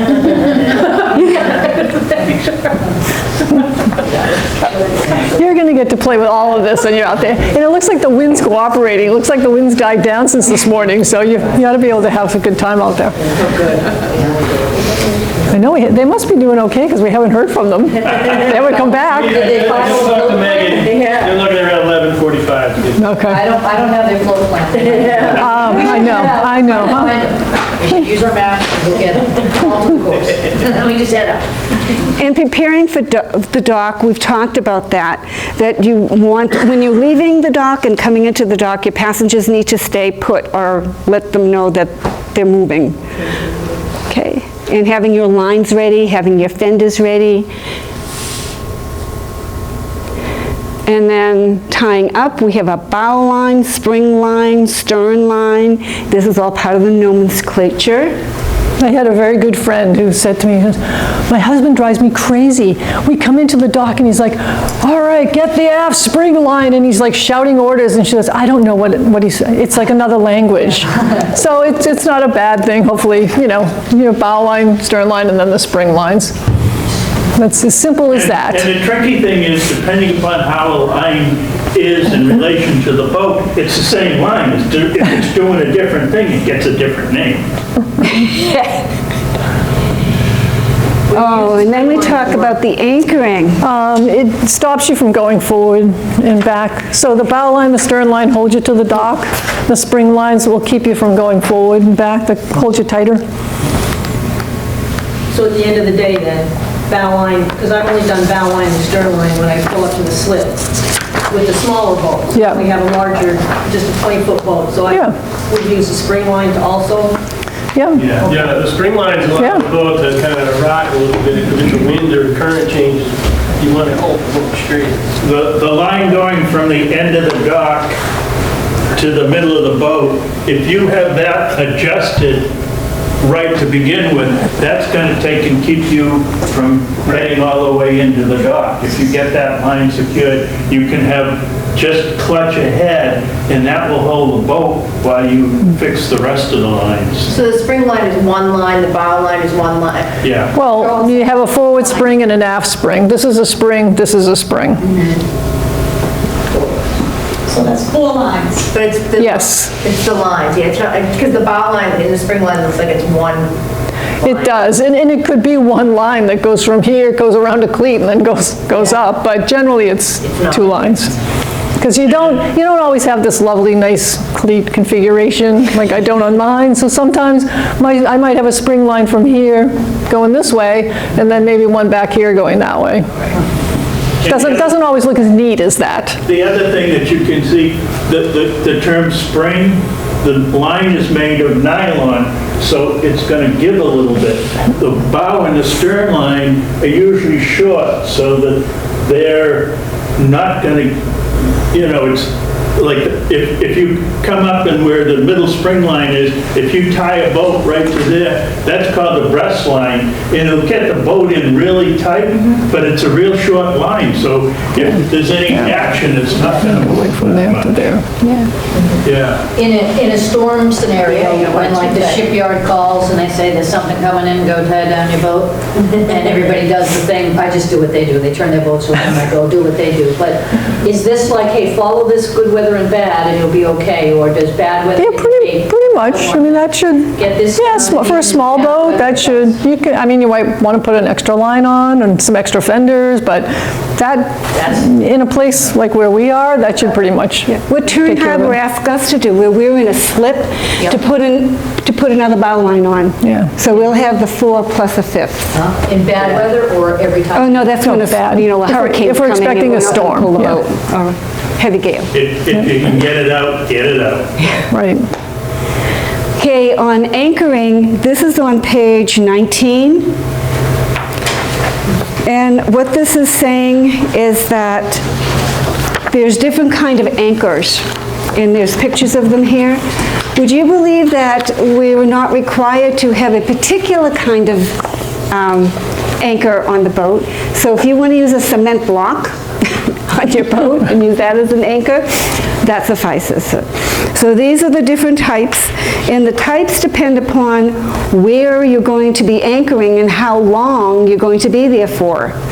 And that's going to depend upon also how much line you need for your anchor.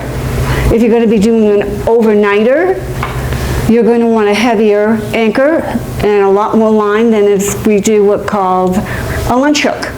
You're just going to be dropping the line to fish for an hour or so, or have lunch or what have you. So So you need to know what you are primarily going to be using your boat for, to know what kind of anchor, and we have ground tackle. Depending upon the weight of the anchor, depends upon how much chain you put on it to help settle the anchor into the bottom of the bay. And then the length, it depends upon, again, how long you're going to be there for. So we have enough line on the boat, and when we do the lunch hook, we have 100 feet of line, and it's a ratio of 7:1. So for every foot of water underneath us, we need 7 feet of line. So if we're in 3 feet of water, we need 21 feet of line out. If we're in 20 feet of water, we need 140. I was going to say, come on, Sally. Do you want to add to So that, I Lisa? was going to say, if this is how you anchor, this is all the line you have, it's not going to hold. So that's why you want it out. Because as the seas go, like, and the tide, that's where your tide calendar comes in handy. When we have an average of 9.3, so when you're doing the math, it might have been the math that you needed at that time, let's say 80 feet, but the tides come in, it just happened to be a 12-foot tide, not a 9.3. Now you need to have more line on board to be able to remain anchored there safely without pulling it up, without this kind of action. And I will repeat again, practice anchoring and de-anchoring. Okay, The next. other thing is, if you anchor on an incoming tide, you're going to be going in one direction, and if you're there long enough, the tide will reverse. In many anchors, that reversing of the tide pulling you in a different direction may be enough to dislodge the anchor. The other thing is, if you're at World's End, let's say, and you're anchored, and we're doing what Jay's just saying, you could be swinging around, the boats could start bumping into each other. So you also have to know the length of your boat, how much rod you have out, and then imagine what that 360 is going to be, and look to see if you're going to hit anybody, or are they going to hit you. And it's always good when you anchor to sort of take a look, and especially in this area where we have islands or land nearby, you can try to find something and just say, okay, well, we're here, and if I look, oh, okay, I'm at that tower right there. Because you want to make sure that the anchor is not dragging. So all of a sudden, I look, okay, there's the tower, and then all of a sudden I'm like this, and the tower's up there. Well, now I know my anchor's dragging. I either need to reset it, I need to, figure something out, because it's like I'm not anchored. I'm just dragging that anchor down the river with me.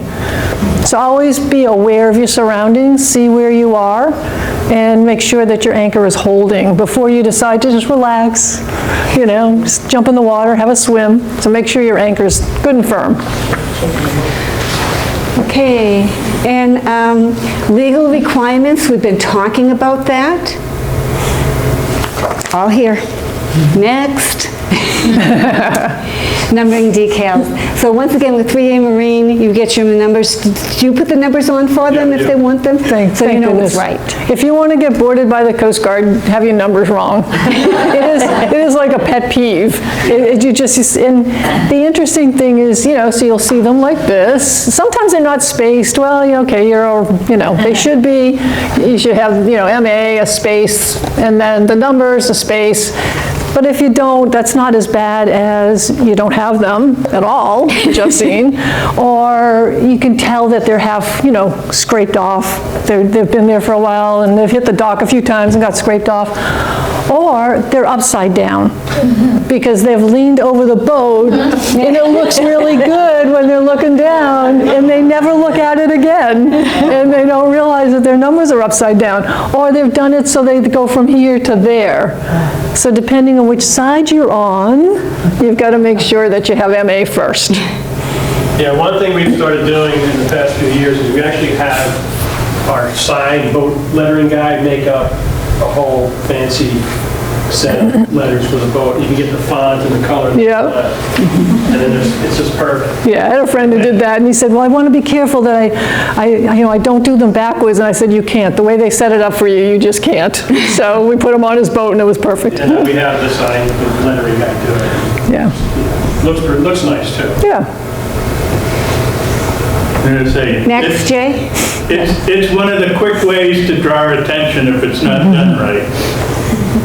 And your registration in the state of Massachusetts needs to be renewed every 2 years. And now with electronics and being able to notify individuals quickly, the state does send an email out, or it has been. Don't count on it. Know when it's going to be expiring and be proactive, get online, renew it. Don't wait for the notice. And this needs to be on the boat with you. So The original. yeah, a lot of people worry that, well, I don't want it to get wet, or we'll get it into something, you know, watertight, laminated, do something, but it has to be on the boat with you.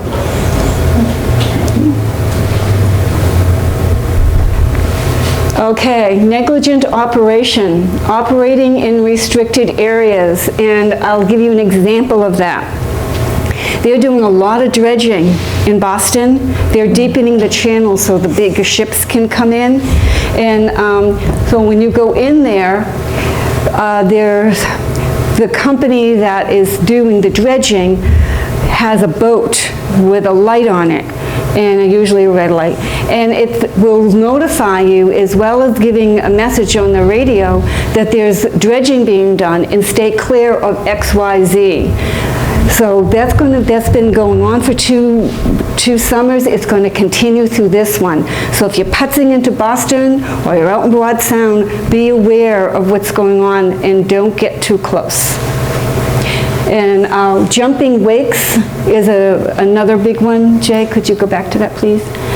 Jumping wakes, and this is one that the personal watercrafts love to do. It's against the law for them to do that.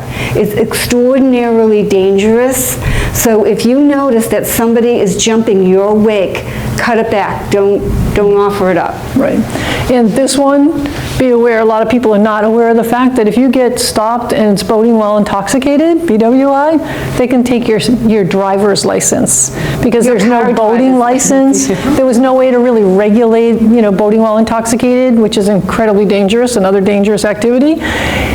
But they can take your driver's license. And just, be careful, because out on the water, if you're consuming alcohol, it's a sunny day, you're rocking up and down, you're drinking a lot of beers or whatever, it's going to affect you much more than it would if you were sitting in your backyard. So just be aware of that, and just be aware that, if you're going to operate the boat, you should be like the designated driver, minimum amount of alcohol. And this one says it. Yeah.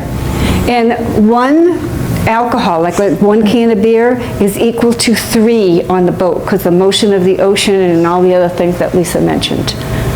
Okay, next. And now we're going to get into personal flotation devices and safety equipment, but we need another stretch break. So please stand up and get the blood flowing. And so we'll be talking about the personal flotation devices. Its acronym is PFDs. And we call it a personal flotation device because it's yours, it's personal, it's fitted to you. And we have 3 different types with us. We'll start with a type 1.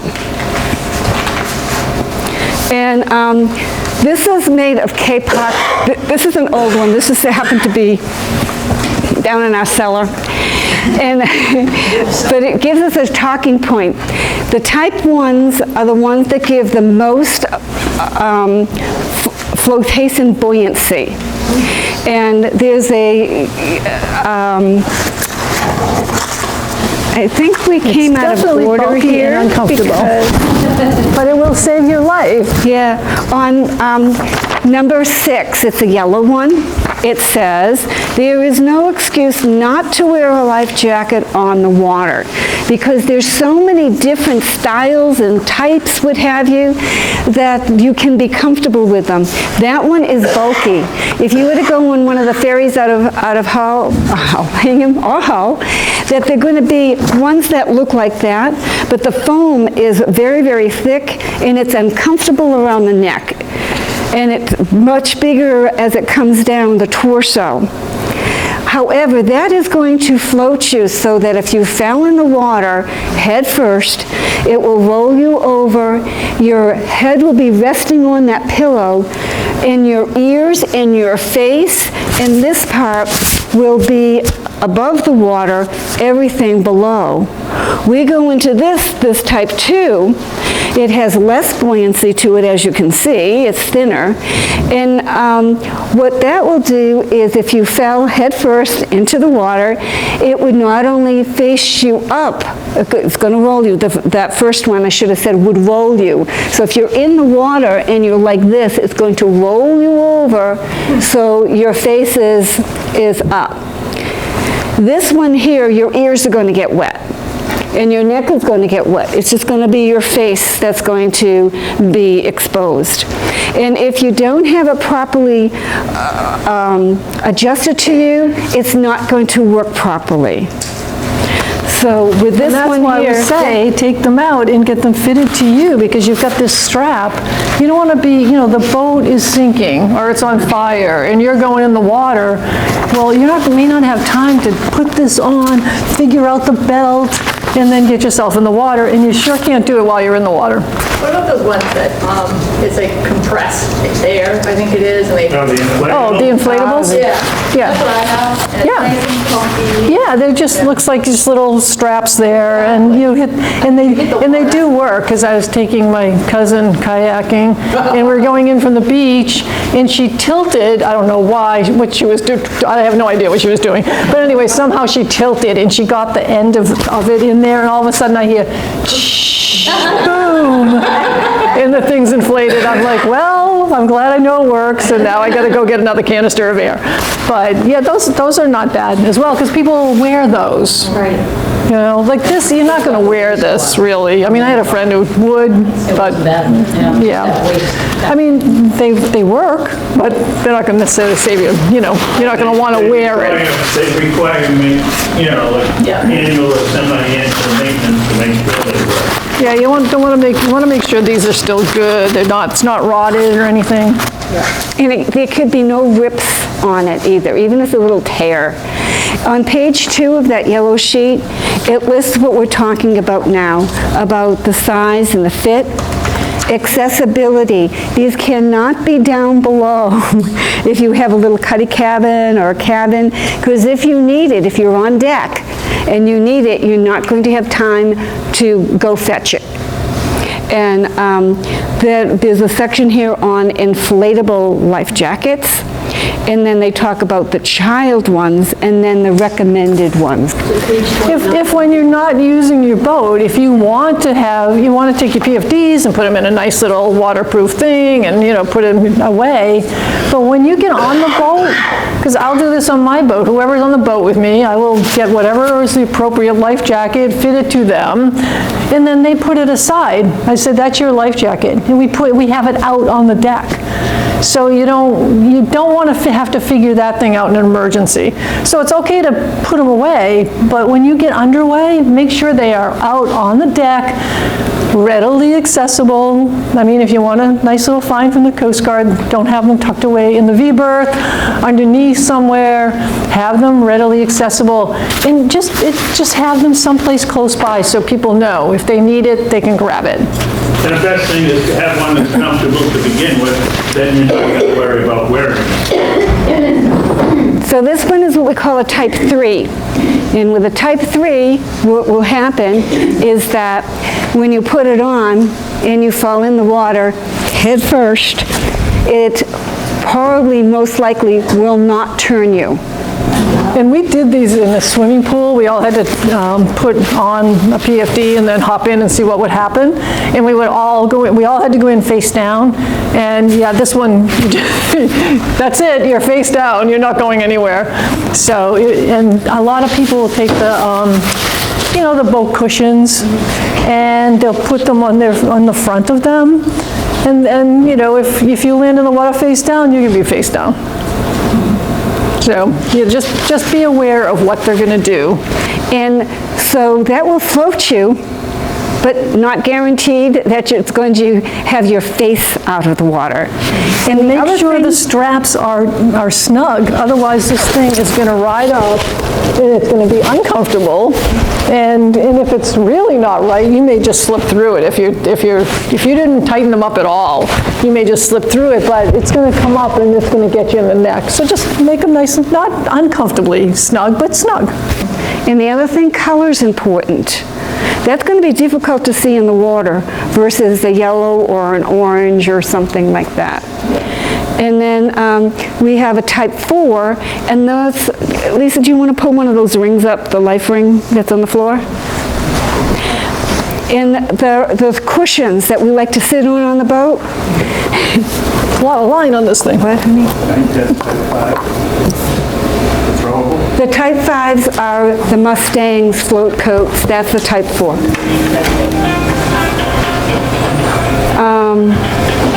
So those are the type 5s are ones that are different, like your float coats, the ones that look like a bomber jacket but they float. Another thing is coveralls that we call Mustangs because that's the company the Coast Guard buys them from. And then if there's dry suits, there's another one that you can, it looks like a Gumby suit. I mean, it looks like the Mustang, but it's totally dry. That's why they call it a dry suit. So those are your 5. They're in your yellow packet there to expound upon that. So we'll move on to the next one. Would you like to come in and sit down? Please join us. I was going to... Yes, we lost our AV guy. Next is fire extinguishers. Now, the way I remember this, type A is anything that leaves an ash. So, paper, wood, it'll leave an ash. Type B is liquids, grease goes boom. So I think of it that way, gasoline, boom. And then type C is electrical, it's a current. So that's the way I remember the ABCs of fires. And we have a fire extinguisher. And there's green and there's red. What color do you want to be in? Port or starboard? And so watch this. The other thing is, see how we have the handle and the nozzle and everything like that? These are easy to damage. So where you put this, they need to be accessible. They can't be under cushions because you want it to be safe, right? You don't want the nozzle to break off, so you're going to put it in a really, really safe place. But you need to be able to grab it when you need it. And when it's up like this, like we have a little alcove on our center console where one sits like this. However, the powder that is the fire extinguishing piece can settle down on the bottom here. So it's recommended if you can put it somewhere on your vessel where it's this way, so as the boat's going up and down and what have you, it's keeping that moving.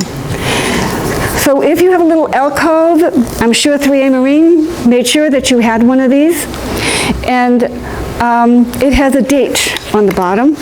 And a new federal law just came out that if you have a refillable fire extinguisher, I have no idea what makes a refillable one. I'm going to assume that Usually this is not not those one type, because I don't know how that would work. But the date on the bottom is 2019. So in 15 years, am I going to even be alive in 15 years?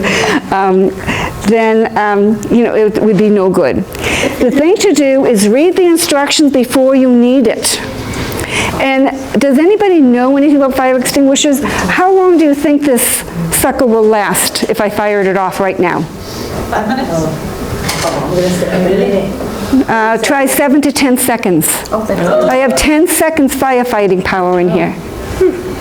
And the way that you do it is you pull the pin, you push down the lever, and you do a sweeping motion at the base of the fire, like so. Yeah, not at the flames, at the base. At the base. So before you squeeze, be sure you're ready.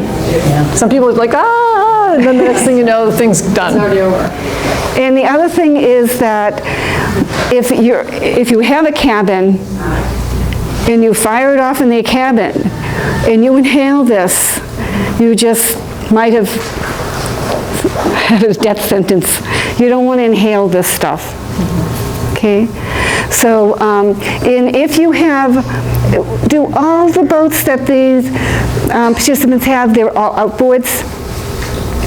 Nowadays, yeah. Okay. Yeah, we're kind of not really in the inboard business anymore. Okay, so we won't get into being in under hatches and things like that. Once again, have it in a place that's readily accessible and have your guests on board know where this is, just like where's the life jackets, where's the horn, things like that. So that's the fire extinguishers, and we have different types of fire extinguishers for wood, oils, electrical, and chemical. So if we had wooden boats back in the olden days and we were just under oar and things like that, we would just need one that puts out fire, a type A. Now we get into oils, like we have oils on the boat and fuel on the boat. This is what you're going to need. And we also have electrical. So this is the one for that. Now, if you get into the chemical stuff, that's a different story. What would be a chemical on a boat? Acid on the Flares considered a chemical. That's a D. Yeah, D for, I always said D for danger, because it's a really hard one to put out, and it's, because it's a chemical, it's very dangerous. Yeah. So that's a type D, type delta. So this one says pull this out, start back 6 feet, aim at the base of the fire, and squeeze the lever and sweep. So you'd be stepping in like so, and then get out of there. 10 seconds, folks. Just something to remember, think for an about. electrical fire, you want to kill the source if you can. That's the important part, is to Would kill you the like to source of sit the down? electricity. Go right ahead. Okay, next. Okay, and then we have it. And looking at the nozzle on this tells me that's a CO2, so that would be one that you could get recharged at a place that would be able to recharge them. Of course, they're more expensive than the dry powder. And the next one that we're getting into is lights. And once again, this book has, each point that we're talking about today is in here. But just know that it's just a snapshot. There's so much more out there. Just cruise on the internet to find more details. The fire extinguishers are on page 42. And I didn't give you a page for the life jackets. If you look for page 39,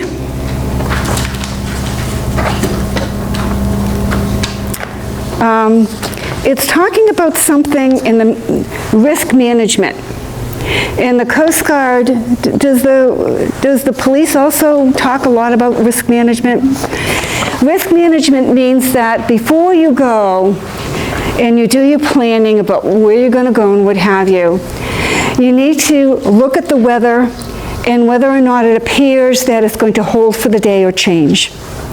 So you're out on your boat, it's supposed to be a beautiful day, and all of a sudden you see weather coming, or the seas building, and you say, that's not the weather, it's going to blow over, it's going to go over there. This is where you stop and reassess and make another decision, so that you're not putting yourself into needless dangers and what have you. So I know I jumped that out of point, but it caught my eye and we needed to talk about that. So when we talk about our lights, what we're required to have on our vessels, this is also part of the risk management, because some people don't have good night vision. If you know you do not have good night vision, it may not be a good idea to do boating at night unless you get stuck in it or something unexpected comes up. And you need to know about the different colorations. We have white, we have green, we have red, and depending upon how many lights are on the boat is going to indicate how big it is. So if you see something looming with you that has some yellow lights on it and some green lights and white lights, you know this big sucker is coming down the Fore River. The more lights you see, the further away that you want to stay. And so this is all part of that risk management discussion, to be aware, stay attuned, and if you know you're getting fatigued, what have you, then take a break. Just pull back on the throttle, get away from that noise, that engine noise, that whine. And make sure you look out for the other people on the boat. Some people, especially if it's a guest on your boat and they're not real boaters, and you're out there for the day and you're cruising along and the sea is kind of bothering them, but they don't want to say anything because, you know, they don't want to admit that maybe they're getting tired or they're not feeling so well. So just pay attention, look around, check in on people every once in a while, make sure everybody's okay, because you want to enjoy the boating. And if you're in some seas where you're doing this and somebody is not feeling well, it'd be really nice if you could just get out and go find some smooth water or smooth it out so that they can enjoy the day. Or if you're just fishing and you're drifting, and sometimes that's the worst because you are just doing this, and you know, after a while, people that aren't used to that you know, they know not to look at the horizon or whatever, and they're not going to feel good. So then you might say, okay, well, just go ahead at clutch speed, you know, just go ahead. Sometimes just enough of that motion is enough to make people feel better. So just check in with people once in a while. And at night, Direction on life jackets, and if they're comfortable, wear them. There's a perfect example if you stand up. oh, that's the float coat, that's a type 5. For this time of year, that's a beautiful life jacket. Right. And it doesn't even look like one. No, it doesn't. It looks like a bomber jacket. So if we get back to our night can be even more stressful than the sun, what have you, especially if you start getting disoriented. When you go, oh my gosh, I see these lights coming in, what do I do? First thing you're going to do is pull the throttle down.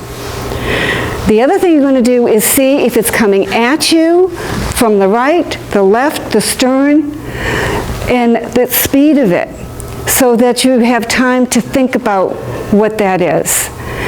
So night vision takes a different kind of looking when the eyes are affected by the amount of light it has. So we're in a bright day today, so my vision is going to be more this way. Once it gets dark, what's going to happen is the eyes are going to be looking for the light, and they're going to be looking peripheral. So your eyes are going to start doing something different than the day. And then as the night turns into day, it's going to be shifting from that sunrise into the day and then back at night again. So your eyes are doing this automatically, but for us, it's something that we might have to be thinking cognitively about and know, okay, dark is coming. I know I have challenges with darkness for my eyes to adjust. Did you know it could take up to 30 minutes to adjust your eyes to the dark? You don't have 30 minutes when you're driving behind the helm on the boat. So just something to consider. In nighttime, I love boating at night, but it does take a different kind of thinking and a different way of seeing what's around you. And if in doubt, there's lights there, you don't know what it is, look on your GPS, look on a chart, figure out where you are. Oh, that's another thing. Know where you are at any given time, because you never know when that fog's going to come in this area. Okay, next. Visual distress signals. We've got some of those too in a box. Yeah, right in front of you.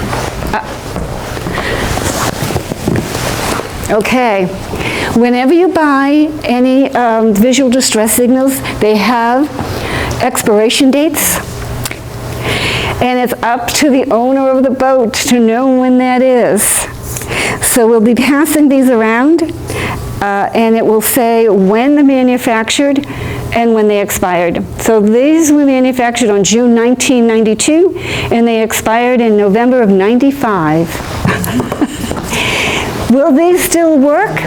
They possibly could. So one of the things we do on our boat is we keep them. We actually have right now 6 packages. They come in packages of 4. So we have the 2025 and the one that expires July 2022 in our grab box. The others are in our dry locker in case we need more, that we would have them. Because it's better to, if they don't fire off, then you just take another one. Do you know how long these last? 2 years. Depending upon the wind. They could last 10 minutes, they could last 3 minutes. And the thing is, they're handhelds, so you hold it like this, so you... I wouldn't. So you hold it like this, and we're in a small boat. Is anybody who's going to see this? So what I do, or we can do, is take the boat hook or a paddle. We always have tape on the boat. We tape it. We get it up, and then we hold it over the boat, out over the gunnel, because if the slag gets in the boat, guess what the fiberglass boat's going to do? It's going to melt. So if you have it on the boat hook, then if it's something's doing funky with it, you can just dip it in the water and put it out. No. Well, it won't go out, but you'll get it away from your boat anyway. Yeah. But that's, especially if it's windy or something, that's a burning metal. So if that burning ash slag drops down on you, it will burn and it's nasty. So a boat hook and a bunch of tape is, they call it handheld, but that's, to me, a misnomer. So the way that it works, it's like a match. You take the cap off, and you pull it off, and you strike it. And it goes, that's where you don't want to be. You need to make sure that you get it over the gunnel of the boat and not be holding it here. So if you don't have a tape on the boat, it can be anything, electrical tape, just anything that can that you can tape it on to your boat hook or paddle so that you can get it up higher. Right at Marlin's bike, you can tie it. And there's all sorts of shapes and sizes of them. These are the most common for the boats that we're talking about today. There's some that are guns. There's some that are they're guns that they have stars, and there's all sorts of... They have little parachutes that go up. Yeah, the parachutes. And the parachute slows them going down so you can see them longer. So you're required... The better they work, the more expensive they are. So you're required to have them Remember, when on it's boat. time, if you want to get rid of these, you can't just throw them in the trash. Most of the time, we'll just bring them to the fire department, and usually what they'll do is they soak them. They just throw them in a bucket of water, leave them there for however long. But don't just throw them in, oh, it's expired, I bought new ones, or now you're getting too many of the old expired ones. Don't throw them in the trash. Next. How to get help. That's the most common one. It's a good one. And there's a flag that you can get that's has a big, it's orange with a black square and a round circle. There are some kits that you can buy that includes some handhelds, a gun, and the flag all comes in one little package. The other thing that you can do is, here's the shooting off of the stars, the flag, a flashlight that flashes SOS. Yeah, that's another, an alternative to the flares. It's Coast Guard approved, and it flashes the SOS. You want to make sure that if you buy one, you see it, that it has Coast Guard approved on it. Okay, next. All right, we have a lot of people that dive out by the Graves and the Brewsters, and they're supposed to have 2 things. To have this, what we call the alpha flag, the blue and the white one, on the boat that's watching over what's happening with the divers, and the divers have this. So it's up to us to know that we never want to drive between this boat and this boat because there's somebody down below there. And around here, you won't see the national diving flag. They'll just have the... Yeah, they'll just have this red here. one with the diagonal slash. So that's important to know about. and that's in the NAV rules book. And then it's against the law to throw trash. So ensure that you have something to contain whatever if you have a picnic on the boat or something like that. Carry on, carry off. Don't try to feed the fish, they'll die. And then, Yes, the Coast Guard doesn't need a reason to stop your boat. They don't have to have, what the police might call probable cause. They can just board your boat any time. and so therefore you not only need the equipment on board, but if anything that expires, like the visual distress signals, that you need to ensure that they're up to date. We already started talking about the stresses, the motion of the ocean, the glare, the sun, the noise, the vibration. And this is I think that these two are probably the most ones that we don't think of when we think about boating. But just having that home of that movement on the water, yeah, that's obvious. But are we aware of how the stress of the engine noise and the vibration through the boat, because we might not even know that we're feeling the vibration of the boat, but it's there. When the Coast Guard did a study, I'll just tell you quickly, when I was stationed at Point Allerton, and we could go out, and they didn't care how long we were out. I mean, I could be out for, one day I was out for 23 hours. And, you come in and you're like gaga, but, and there was no regulations. During that year, that summer, they did they came down and did a study. So this company came in and they put heart monitors on us and everything to monitor, how we were doing. So, the buzzer would go off, we'd all jump up, everybody's heart rate went up, blood pressure went up.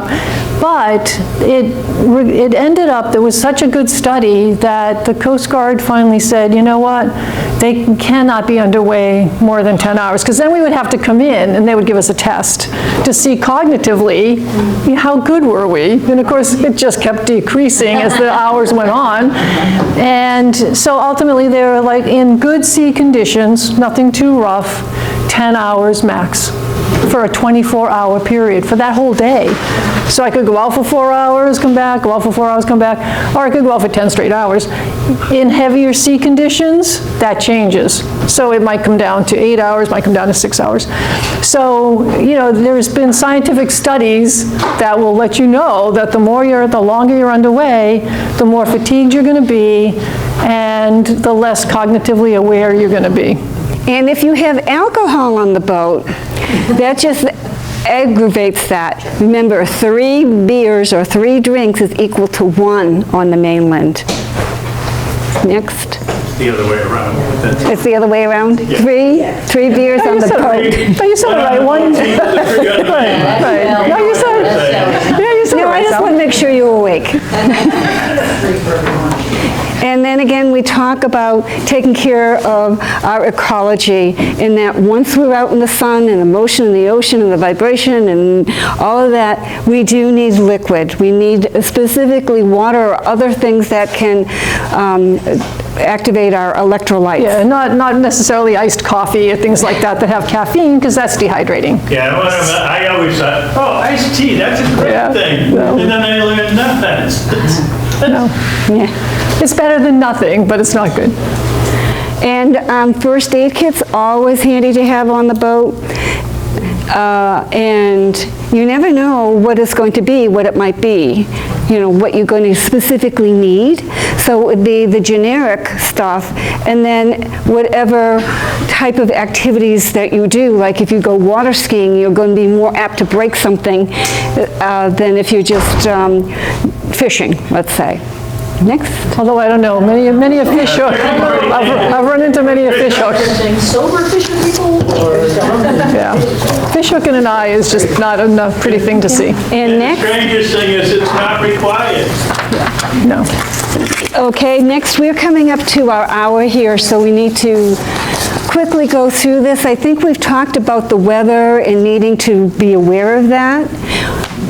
And if you see a parade of boats going by, high speed, join them. The radio telephone is a whole discussion. It could be 3 hours into itself. So for the radio, we have number 8 and number 9 in your folder. Number 8 is 2 boats talking to each other that want to get together to have lunch. So it shows how you go on the channel 16, give that vessel a call, and then you switch to what we call a working channel. We don't chat on channel 16. That is the distress and help frequency channel. So we have one with 2 boats chatting, and number 9 is a distress. We have distresses, urgency, and safety. And the one that's the Mayday, it means help me.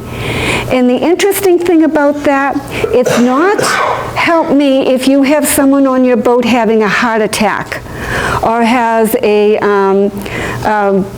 blood spurting out. That's not a Mayday. A Mayday is the vessel in distress. The vessel is sinking, the vessel is on fire. If you have someone having a heart attack, turn the page, and it's called urgency.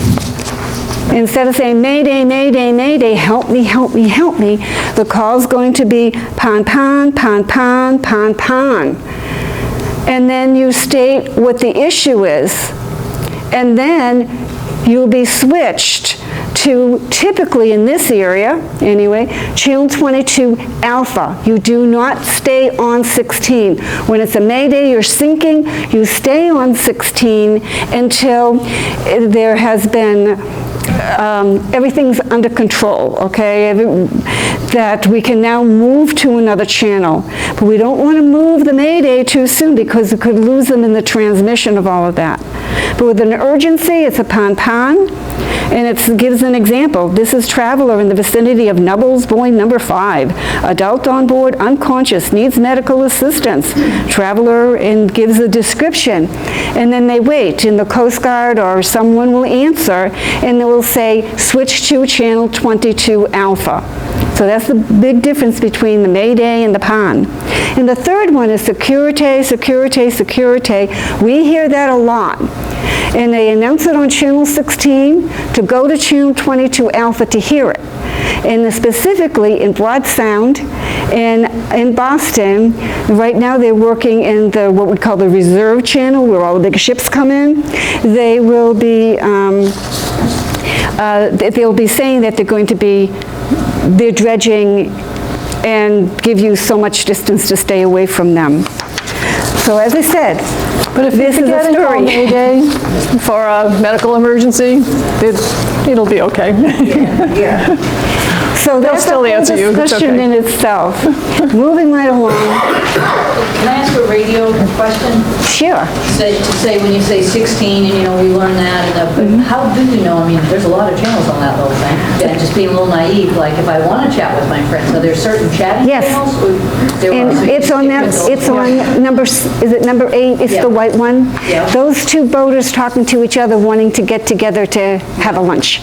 So that's what what time do we have? Is it always 68? Like, it could be 68, 69. Yeah, that's our calling channel.